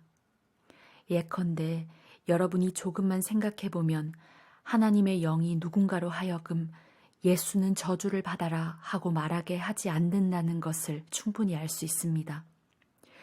또한 성령이 주시는 통찰력 없이는 아무도 예수는 주님이시다 하고 말할 수 없습니다. 하나님의 다양한 선물은 어디서나 받을 수 있지만 그 선물은 모두 하나님의 영에서 비롯됩니다. 하나님이 맡겨주신 다양한 사역도 어디서나 수행할 수 있지만 그 사역 역시 하나님의 영에서 비롯됩니다. 하나님의 다양한 능력도 어디서나 펼쳐지지만 그 모든 배후에 계신 분은 하나님이십니다. 누구나 할 일을 얻어 하나님이 어떤 분이신지 알릴 수 있습니다. 누구나 그 일에 참여할 수 있고 누구나 유익을 얻을 수 있습니다. 성령께서는 온갖 선물을 온갖 부류의 사람들에게 나눠주십니다. 그 다양성이 놀랍습니다. 지혜로운 권면, 명료한 이해력, 단순한 신뢰, 병자를 고치는 능력, 기적, 선포, 영을 분별하는 능력, 방언 통역. 이 모든 선물의 근원은 같습니다. 한 분이신 하나님의 영이 하나씩 나눠주시는 것들입니다. 누가 언제 무엇을 받게 될지는 그분께서 정하십니다.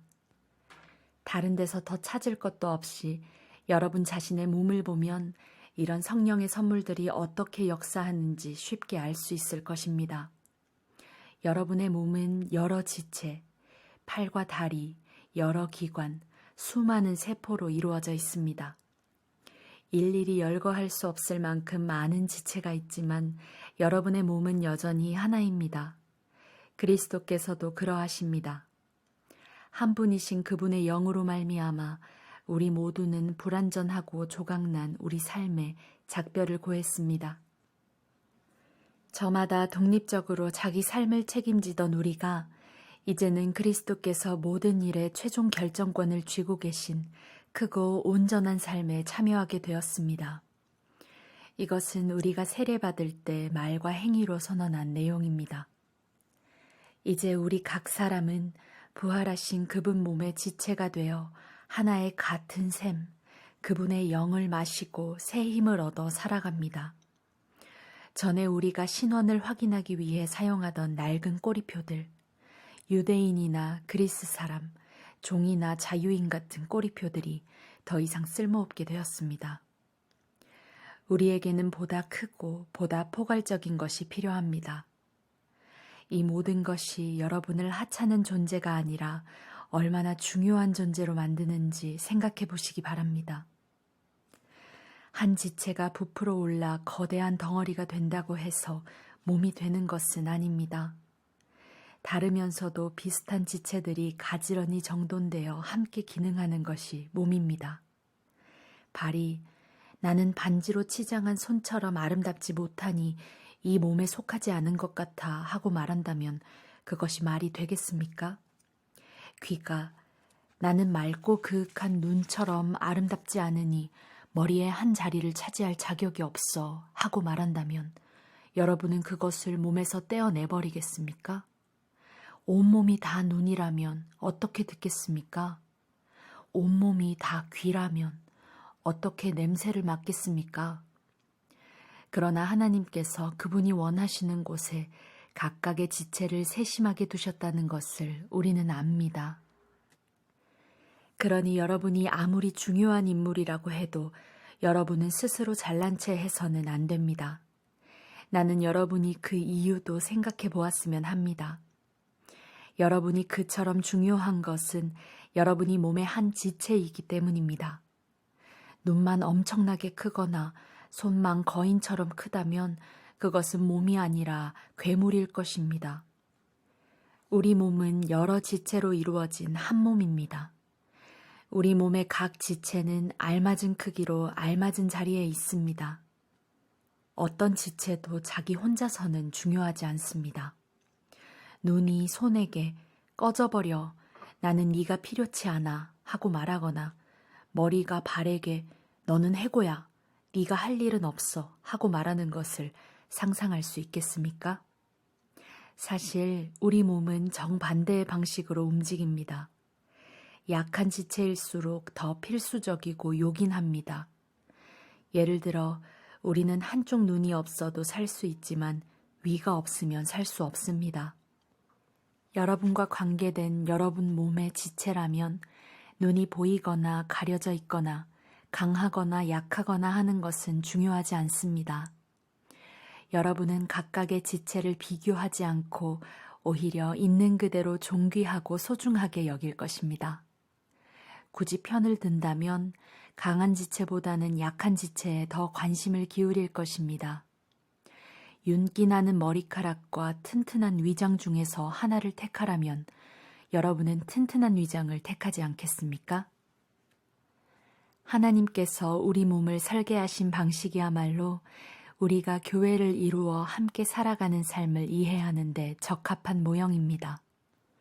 우리가 언급한 지체이든 그렇지 않은 지체이든 눈에 보이는 지체이든 그렇지 않은 지체이든 간에 각각의 지체는 저마다 다른 지체를 의지합니다. 한 지체가 아프면 다른 모든 지체도 그 지체의 아픔과 치료에 동참합니다.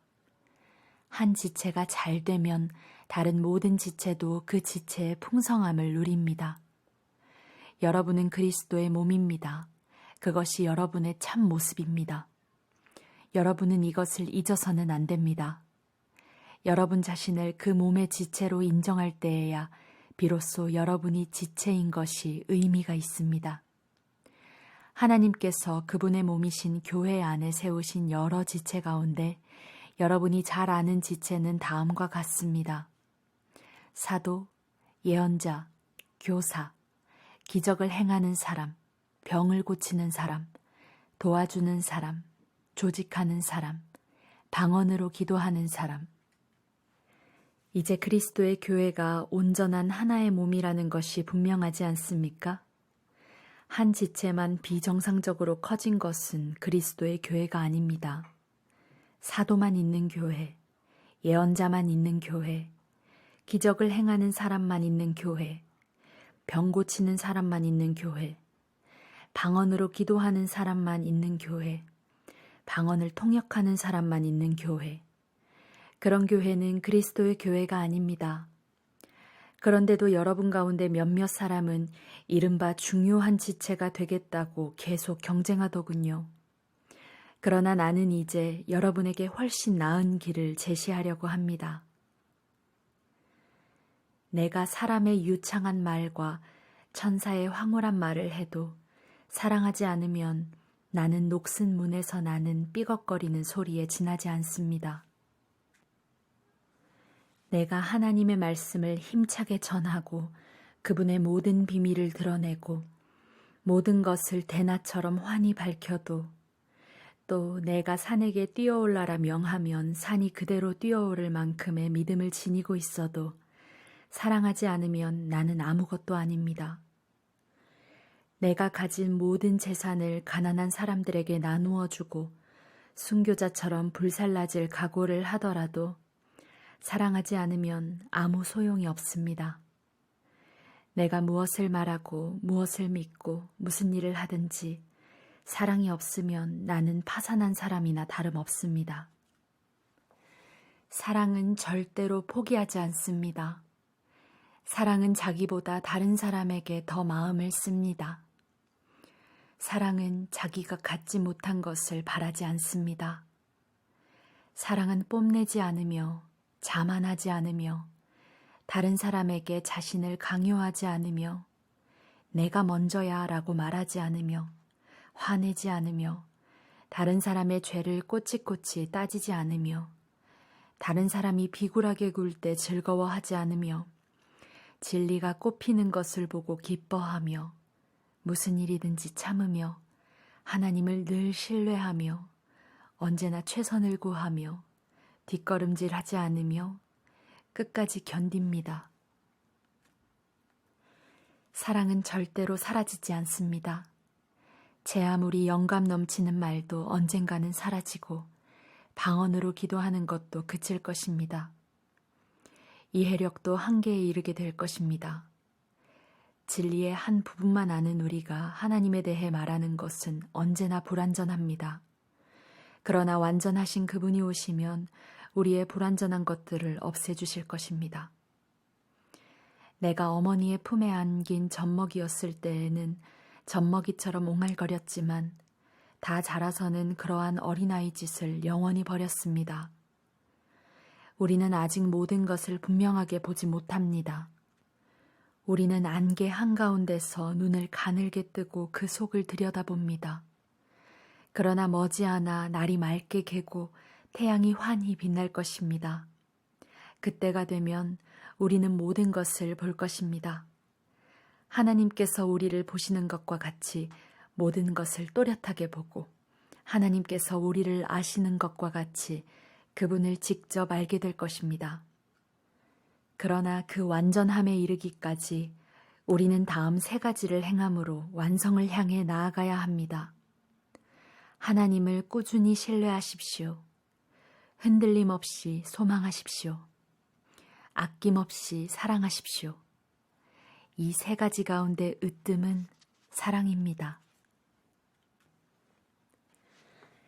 여러분의 생명이 사랑에 달려 있다는 듯이 온 힘을 다해 사랑의 삶을 추구하십시오.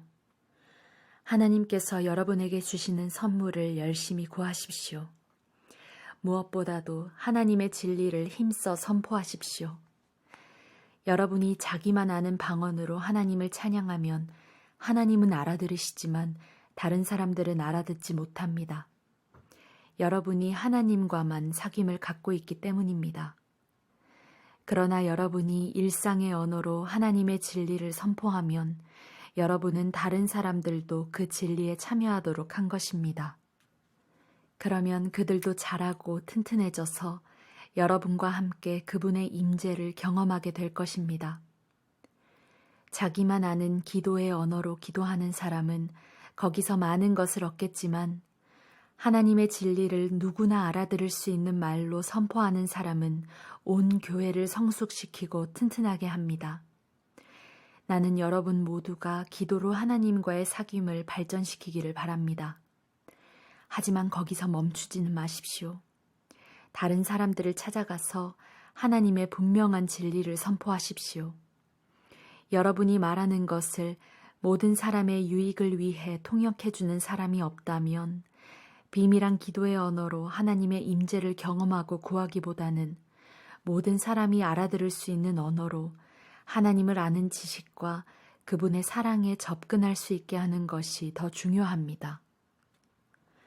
친구 여러분, 생각해 보십시오. 내가 여러분에게 가서 하나님만 알아들으실 수 있는 말로 그분께 비밀히 기도한다면 여러분에게 무슨 유익이 있겠습니까? 내게 어떤 통찰이나 진리나 선포나 가르침이 있더라도 누구나 알아들을 수 있는 말로 전하지 않으면 여러분에게 무슨 도움이 되겠습니까? 가령 플루트나 하프 같은 악기들이 각각 독특한 음색으로 조화를 이루며 연주되지 않는다면 우리가 어떻게 선율을 알아듣고 음악을 즐기겠습니까? 나팔 소리가 다른 악기 소리와 구분되지 않는다면 어떻게 전투 계시를 알릴 수 있겠습니까?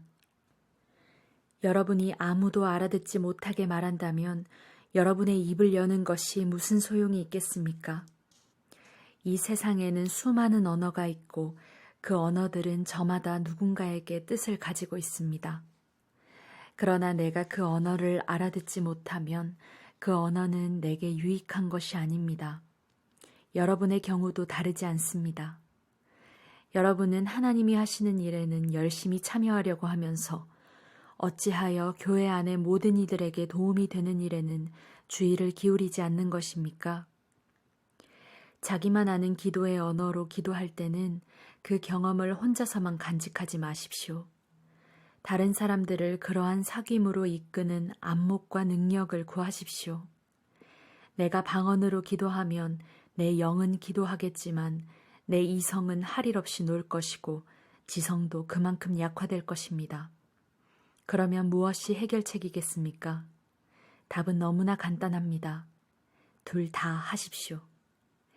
나라면 영적으로 자유롭고 풍성하게 기도하면서 동시에 신중하고 주의 깊게 기도하겠습니다. 영으로도 찬양하고 지성으로도 찬양하겠습니다. 여러분이 아무도 알아듣지 못하는 기도의 언어로 축복한다면 교회에 갓 들어와 무슨 일인지 알지 못하는 사람은 언제 아멘 해야 할지 모를 것입니다. 여러분의 축복 기도는 더할 나위 없이 훌륭하겠지만 여러분은 그 사람을 아주 무시한 것이나 다름없습니다.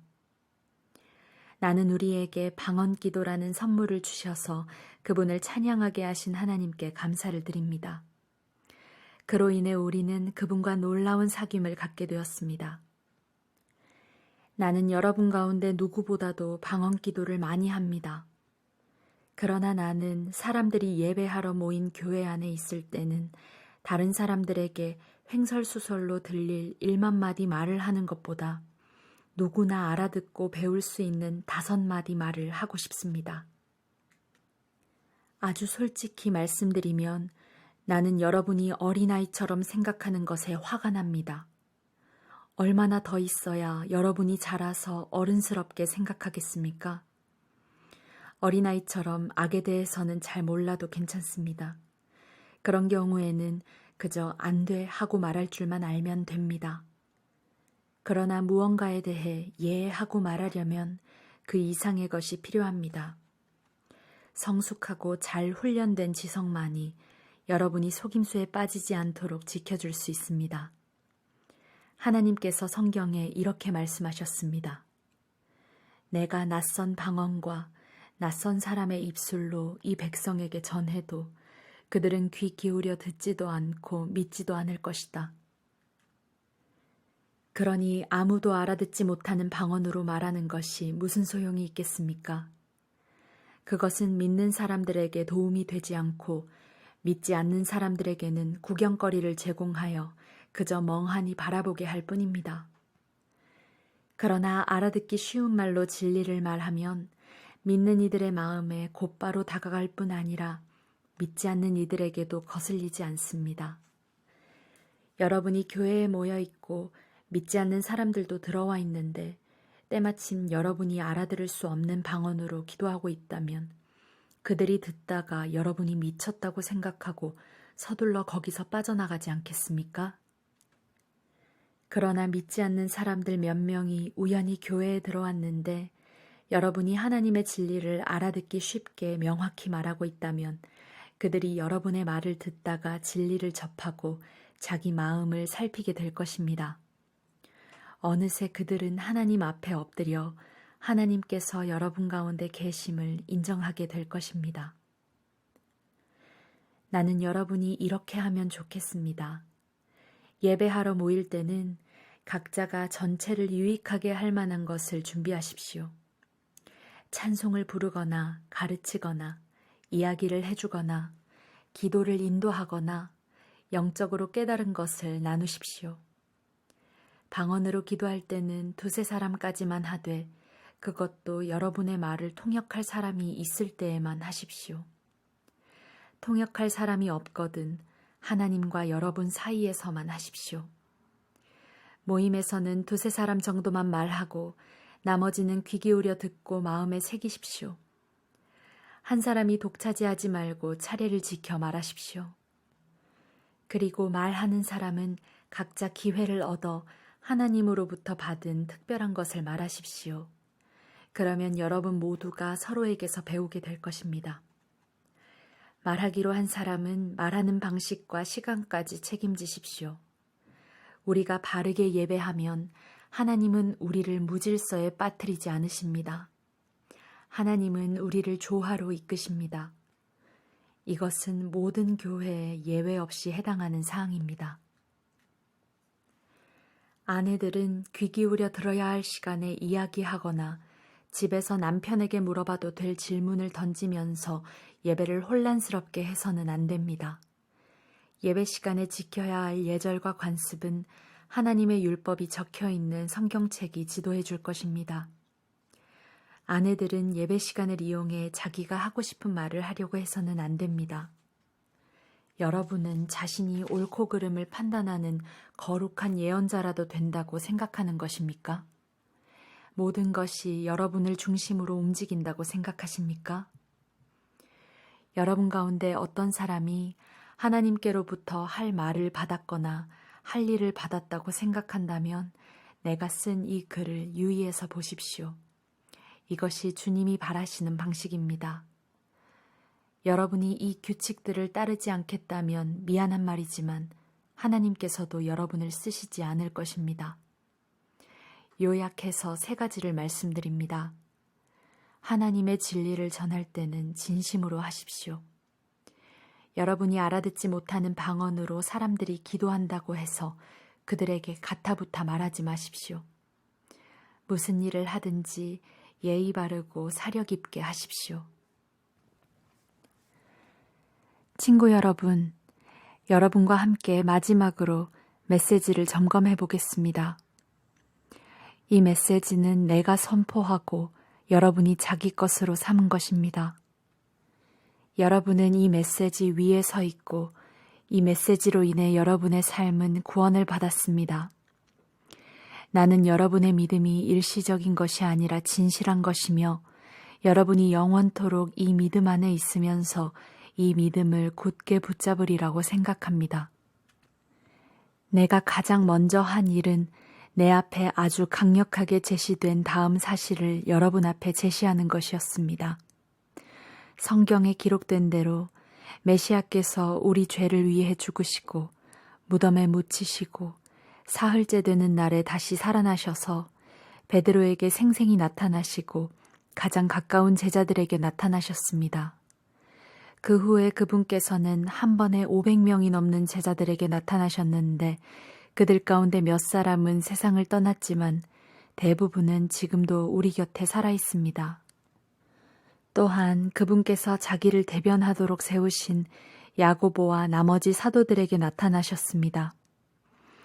그러고는 마지막으로 나에게도 생생히 나타나셨습니다. 내가 맨 나중이 된 것은 합당한 일이었습니다. 여러분도 알다시피 나는 사도들의 반열에 포함될 자격이 없는 사람입니다. 내가 하나님의 교회를 없애버리는 일에 혈안이 되어 젊은 시절 대부분을 허비했기 때문입니다. 그러나 하나님께서는 너무나 은혜로우시고 한없이 너그러우셨습니다. 그래서 오늘의 내가 있게 된 것입니다. 나는 그분의 은혜를 헛되게 하지 않을 것입니다. 내가 다른 어느 누구보다 더 많은 일을 하려고 애쓰지 않았습니까? 그렇다고 해도 내가 한 일은 그리 대단한 것이 아니었습니다. 하나님께서 내게 할 일을 주시고 감당할 힘도 주셨기에 내가 할 수 있었던 것입니다. 그러므로 여러분이 내게서 메시지를 들었든 다른 사람들에게서 들었든 간에 그것은 같은 메시지입니다. 나나 그들이나 하나님의 진리를 전했고 여러분은 여러분의 삶을 맡겼습니다. 이제 나는 여러분에게 의미심장하면서도 어려운 질문을 던지려고 합니다. 여러분은 우리가 선포한 사실, 그리스도께서 죽은 자들 가운데서 다시 살아나셨다는 사실을 믿어서 신자가 된 것인데 사람들이 부활 같은 것은 없다고 말하도록 내버려 두다니 어찌된 일입니까? 부활이 없다면 그리스도께서 살아나는 일도 없었을 것입니다. 그리스도의 부활이 없다면 우리가 여러분에게 전한 모든 것은 교묘한 속임수가 되고 여러분이 목숨을 걸고 붙잡은 모든 것도 교묘한 속임수가 되고 말 것입니다. 뿐만 아니라 부활이 없다면 우리는 하나님에 대해 뻔뻔한 거짓말을 늘어놓는 죄를 범한 셈이 되고 하나님께서 그리스도를 다시 살리셨다고 증언한 우리의 진술도 순전히 거짓말이 되고 말 것입니다. 죽은 자들이 다시 살아나는 일이 없다면 그리스도께서 다시 살아나는 일도 없었을 것입니다. 그분은 실제로 죽으셨기 때문입니다. 그리고 그리스도께서 다시 살아나지 않으셨다면 여러분은 지금도 예전처럼 어둠 속에서 길을 잃고 헤매고 있을 것입니다. 그것은 그리스도와 부활을 신뢰하며 죽은 이들에게 훨씬 불행한 일이 되었을 것입니다. 그들은 이미 무덤 속에 누워 있으니 말입니다. 우리가 그리스도에게서 얻는 것이 이 땅에서 잠시 사는 동안 누리는 작은 감동이 전부라면 우리야말로 정말 가엾은 사람들일 것입니다. 그러나 진실은 이렇습니다. 그리스도께서 다시 살아나셔서 장차 무덤을 떠날 수많은 사람들의 첫 유산이 되신 것입니다. 이것과 관련해 적절한 예를 들어보겠습니다. 처음에 죽음이 한 사람을 통해서 왔고 부활도 한 사람을 통해서 왔습니다. 아담 안에서 모든 사람이 죽은 것과 같이 그리스도 안에서 모든 사람이 살아납니다. 그러나 우리는 순서를 기다려야 합니다. 그리스도가 먼저이고 그 다음은 그리스도께서 다시 오시는 때에 그분과 함께하는 사람들입니다. 그리스도께서 다시 오시는 때는 장중한 완성의 때일 텐데 그때가 되면 그리스도께서 반대 세력을 부서뜨리고 그의 나라를 하나님 아버지께 넘겨드릴 것입니다. 그분께서는 마지막 원수가 쓰러질 때까지 멈추지 않으실 것입니다. 그 마지막 원수는 다름 아닌 죽음입니다. 시편 기자는 하나님께서 그들 모두를 낮추시고 하나님께서 그들 모두를 짓밟으셨다고 말했습니다. 하나님께서 그들 모두를 짓밟으셨다고 말할 때 모든 것을 짓밟으신 분께서 동시에 짓밟힐 수 없다는 것은 자명한 이치입니다. 하나님께서 마침내 만물과 모든 이들을 다스리실 때 그 아들도 모든 이들의 자리로 내려가 그들과 함께 서서 하나님의 통치가 미치지 않는 곳이 없음을 증명해 보이실 것입니다. 완벽한 결말이 아닐 수 없습니다. 사람들이 죽은 자들을 위해 세례를 받는 이유가 무엇이라고 생각합니까? 죽은 자들의 부활이 없고 하나님의 능력이 무덤 입구에서 그치고 만다면 그분께서 무덤을 깨끗이 정리하시고 모든 이들을 끌어올려 일어서게 하실 것을 암시하는 행위를 우리가 무엇 때문에 계속한다는 말입니까? 내가 이토록 위험한 일에 목숨을 거는 이유가 무엇이겠습니까? 나는 살면서 하루도 빠짐없이 죽음과 직면합니다. 여러분은 내가 부활하신 메시아 예수께서 보증해 주신 여러분의 부활과 나의 부활에 대한 확신도 없이 이 일을 하고 있다고 생각합니까? 여러분은 내가 에베소에서 나의 최후가 되지 않기를 바라면서 사나운 짐승들과 싸울 때 그것이 단지 영웅처럼 행동하려고 한 것에 불과하다고 생각합니까? 결코 그렇지 않습니다. 내가 행하고 말하는 것, 내가 사는 방식을 뒷받침하는 것은 부활, 언제나 부활입니다. 부활이 없다면 우리는 내일이면 죽을 테니 먹고 마시자고 할 것입니다. 그리고 그것이 전부일 것입니다. 그러나 속지 마십시오. 부활을 반대하는 잡담에 물들지 마십시오. 나쁜 친구가 좋은 행실을 망칩니다. 똑바로 생각하십시오. 깨어나 거룩한 삶을 사십시오. 더 이상 부활의 사실에 대해 오락가락하지 마십시오. 지금 같은 시대에 하나님을 알지 못하는 것은 여러분이 부릴 사치가 아닙니다. 이러한 일을 오래도록 방치하다니 여러분은 창피하지도 않습니까? 어떤 회의론자는 꼭 이런 질문을 던집니다. 부활이 어떻게 일어나는지 보여주시오. 도표로 보여주고 그림으로 보여주시오. 도대체 부활한 몸은 어떻게 생겼습니까? 자세히 살펴보면 이 질문이 얼마나 어리석은 것인지 알 수 있습니다. 이런 일은 도표로 나타낼 수 없습니다. 우리는 이와 유사한 경험을 정원일에서 찾아볼 수 있습니다. 죽은 것 같은 씨를 심었는데 이내 식물이 무성하게 자랍니다. 눈으로 볼 때 씨앗과 식물은 비슷한 점이 없습니다. 여러분은 토마토 씨를 보고 토마토가 어떻게 생겼을지 헤아릴 수 없습니다. 우리가 흙 속에 심은 것과 거기서 움튼 것은 똑같아 보이지 않습니다. 우리가 땅에 묻는 죽은 몸과 그 몸에서 비롯되는 부활한 몸도 전혀 다른 모습일 것입니다. 몸의 종류도 놀랄 만큼 다양하다는 것에 주목해 보십시오. 씨앗의 종류가 여러 가지이듯이 몸의 종류도 여러 가지입니다. 사람의 몸도 있고 동물의 몸도 있고 새의 몸도 있고 물고기의 몸도 있습니다. 저마다 독특한 형태와 몸을 가지고 있습니다. 땅에 있는 다양한 몸뿐만 아니라 하늘에 있는 해와 달과 별들과 같은 다양한 천체들도 그 아름다움과 밝기가 각기 다르고 다양합니다. 그것을 보는 것만으로도 부활의 영광이 얼마나 다양한지를 어렴풋하게나마 알 수 있습니다. 우리는 부활 이전에 씨를 보고 있을 따름입니다. 그러니 부활이라는 식물이 어떤 모습일지 누가 상상할 수 있겠습니까? 죽은 것 같은 씨를 심었는데 살아있는 식물을 거둡니다. 이 이미지는 기껏해야 밑그림 정도에 불과하지만 부활한 몸의 비밀에 접근하는 데 도움이 될 것입니다. 다만 다시 살아나면 영원히 살아나 영원히 살게 된다는 것을 마음에 새겨야 합니다.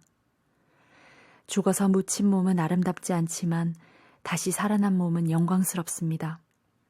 약한 것을 심었는데 강한 것이 싹틉니다. 뿌린 씨는 자연의 것인데 거기서 자란 것은 자연 너머의 것입니다. 씨도 같은 씨이고 몸도 같은 몸이지만 그것이 육체로 죽어 묻힐 때와 영원한 영의 생명으로 다시 살아날 때 그 차이는 실로 엄청납니다. 성경에서 이 순서를 따라가 보겠습니다. 첫 번째 아담은 생명을 얻었고 마지막 아담은 생명을 주는 영이 되었습니다. 육체의 생명이 먼저 오고 영적인 생명은 그 다음에 옵니다. 기초는 흙으로부터 단단히 빚어졌지만 최종 완성은 하늘로부터 옵니다. 첫 번째 사람이 흙에서 난 이래로 사람들은 땅에 속한 사람이 되었습니다. 두 번째 사람은 하늘에서 났고 사람들은 이제 하늘에 속한 사람이 될 수 있습니다. 이제껏 우리는 땅에 뿌리를 두고 살아왔지만 이제는 하늘에 속하는 것을 목표로 삼아야 합니다. 친구 여러분, 내가 강조하고 싶은 것은 이것입니다. 땅에 속한 우리의 삶은 그 본성상 우리를 하나님 나라로 인도해 주지 못합니다. 그 삶의 자연스러운 본성은 죽음입니다. 그러니 그 삶이 어떻게 마지막에 가서 자연스럽게 생명의 나라에 들어갈 수 있겠습니까? 그러나 나는 여러분에게 나도 다 이해하지 못하는 놀라운 비밀을 알려드리겠습니다. 우리는 모두 죽지 않고 변화될 것입니다. 여러분이 모든 소리를 잠재울 나팔 소리를 듣고 위를 쳐다보며 눈을 깜빡이는 순간 그 일은 끝날 것입니다. 나팔 신호가 하늘로부터 울리면 죽은 자들이 무덤을 박차고 일어나서 죽음의 힘이 미치지 못하는 곳, 다시는 죽을 일이 없는 곳에 이르게 될 것입니다. 그와 동시에 우리도 그들과 똑같은 방식으로 모두 변화될 것입니다. 부활 계획표에는 다음과 같은 일이 일어나도록 되어 있습니다. 모든 썩을 것이 썩지 않을 것으로 바뀌고 죽을 수밖에 없는 것이 죽지 않을 것으로 바뀔 것입니다. 그때가 되면 다음의 말씀이 이루어질 것입니다. 생명이 죽음을 삼키고 승리를 거두었다. 오 죽음아, 누가 최종 결정권을 쥐었느냐? 오 죽음아, 이제 누가 너를 두려워하겠느냐? 죄가 죽음을 두려운 존재로 만들었고 율법의 죄책이 죄에게 권세와 파괴력을 주었습니다. 그러나 생명이신 분의 단 한 번의 승리로 그 세 가지 죄와 죄책과 죽음이 모두 사라지게 되었습니다. 이 모두가 우리 주 예수 그리스도의 선물입니다. 그러니 하나님께 감사드리십시오. 사랑하는 친구 여러분, 우리를 위해 이루어진 이 모든 일을 기억하고 굳게 서서 흔들리지 마십시오. 주저하지 마십시오. 여러분이 주님을 위해 하는 일이 시간 낭비나 헛수고가 아님을 확신하여 주님의 일에 매진하십시오. 여러분이 가난한 그리스도인들을 위해 모으고 있는 구제 헌금과 관련해서 나는 갈라디아에 있는 여러 교회에 내린 것과 똑같은 지시를 여러분에게도 내립니다. 여러분 각자 일요일마다 헌금하고 그것을 잘 보관하십시오. 할 수 있는 한 후하게 하십시오. 그러면 내가 그리로 갈 때 여러분은 모든 준비를 마쳐서 내가 따로 부탁하지 않아도 될 것입니다. 내가 가면 여러분이 대표로 세운 사람들에게 편지를 써주어 권한을 부여하고 그들을 예루살렘으로 보내어 여러분의 선물을 전하도록 하겠습니다. 내가 함께 가는 것이 최선이라고 생각하면 기꺼운 마음으로 그들과 함께 가겠습니다. 나는 그리스 북부 지역을 거쳐 여러분에게 갈 작정입니다. 오래 머물 계획은 아니지만 한동안 여러분과 함께 지내며 겨울을 나게 될지도 모르는데 그래도 되겠습니까? 그런 다음에 여러분은 다음 행선지로 나를 보내주면 됩니다. 나는 다른 주요 행선지로 가는 도중에 여러분에게 잠깐 들르려는 것이 아닙니다. 나는 얼마 동안 편안한 마음으로 머물고 싶습니다. 주님께서 허락하시면 우리는 그 시간을 갖게 될 것입니다. 지금 나는 이곳 에베소에 머무르고 있습니다. 선한 일을 할 수 있는 큰 문이 이곳에 활짝 열렸으니까요. 물론 저항도 만만치 않습니다. 디모데가 그리로 가거든 잘 보살펴 주십시오. 그가 여러분 가운데서 마음 편히 지낼 수 있게 해주십시오. 그도 나처럼 주님을 위해 열심히 일하는 사람입니다. 그를 얕보는 사람이 없게 하십시오. 그리고 얼마 후에 여러분의 축복과 함께 그를 내게 보내주십시오. 내가 그를 기다리고 있다고 전해주십시오. 그와 함께하던 벗들도 그를 기다리고 있습니다. 우리의 벗 아볼로에 관해서 말씀드리면 나는 그가 여러분을 방문할 수 있게 하려고 최선을 다했습니다. 그러나 아직 그를 설득하지 못했습니다. 지금은 적절한 때가 아니라고 생각하는 것 같습니다. 그러나 적절한 때가 올 것입니다. 깨어 있으십시오. 여러분의 믿음을 굳게 붙잡으십시오. 전력을 다하십시오. 확고해지십시오. 쉬지 말고 사랑하십시오. 친구 여러분, 나의 부탁을 들어주기 바랍니다. 스데바나 가족에게 특별한 관심을 기울여 주십시오. 여러분도 알다시피 그들은 그리스에서 얻은 첫 번째 회심자들입니다. 회심 이후로 그들은 그리스도인들을 섬기는 일에 헌신해 왔습니다. 나는 여러분이 이런 사람들을 존중하고 존경하기를 바랍니다. 그들은 바람직한 일이 무엇이며 그 일을 어떻게 해야 하는지 보여주는 동료요 일꾼입니다.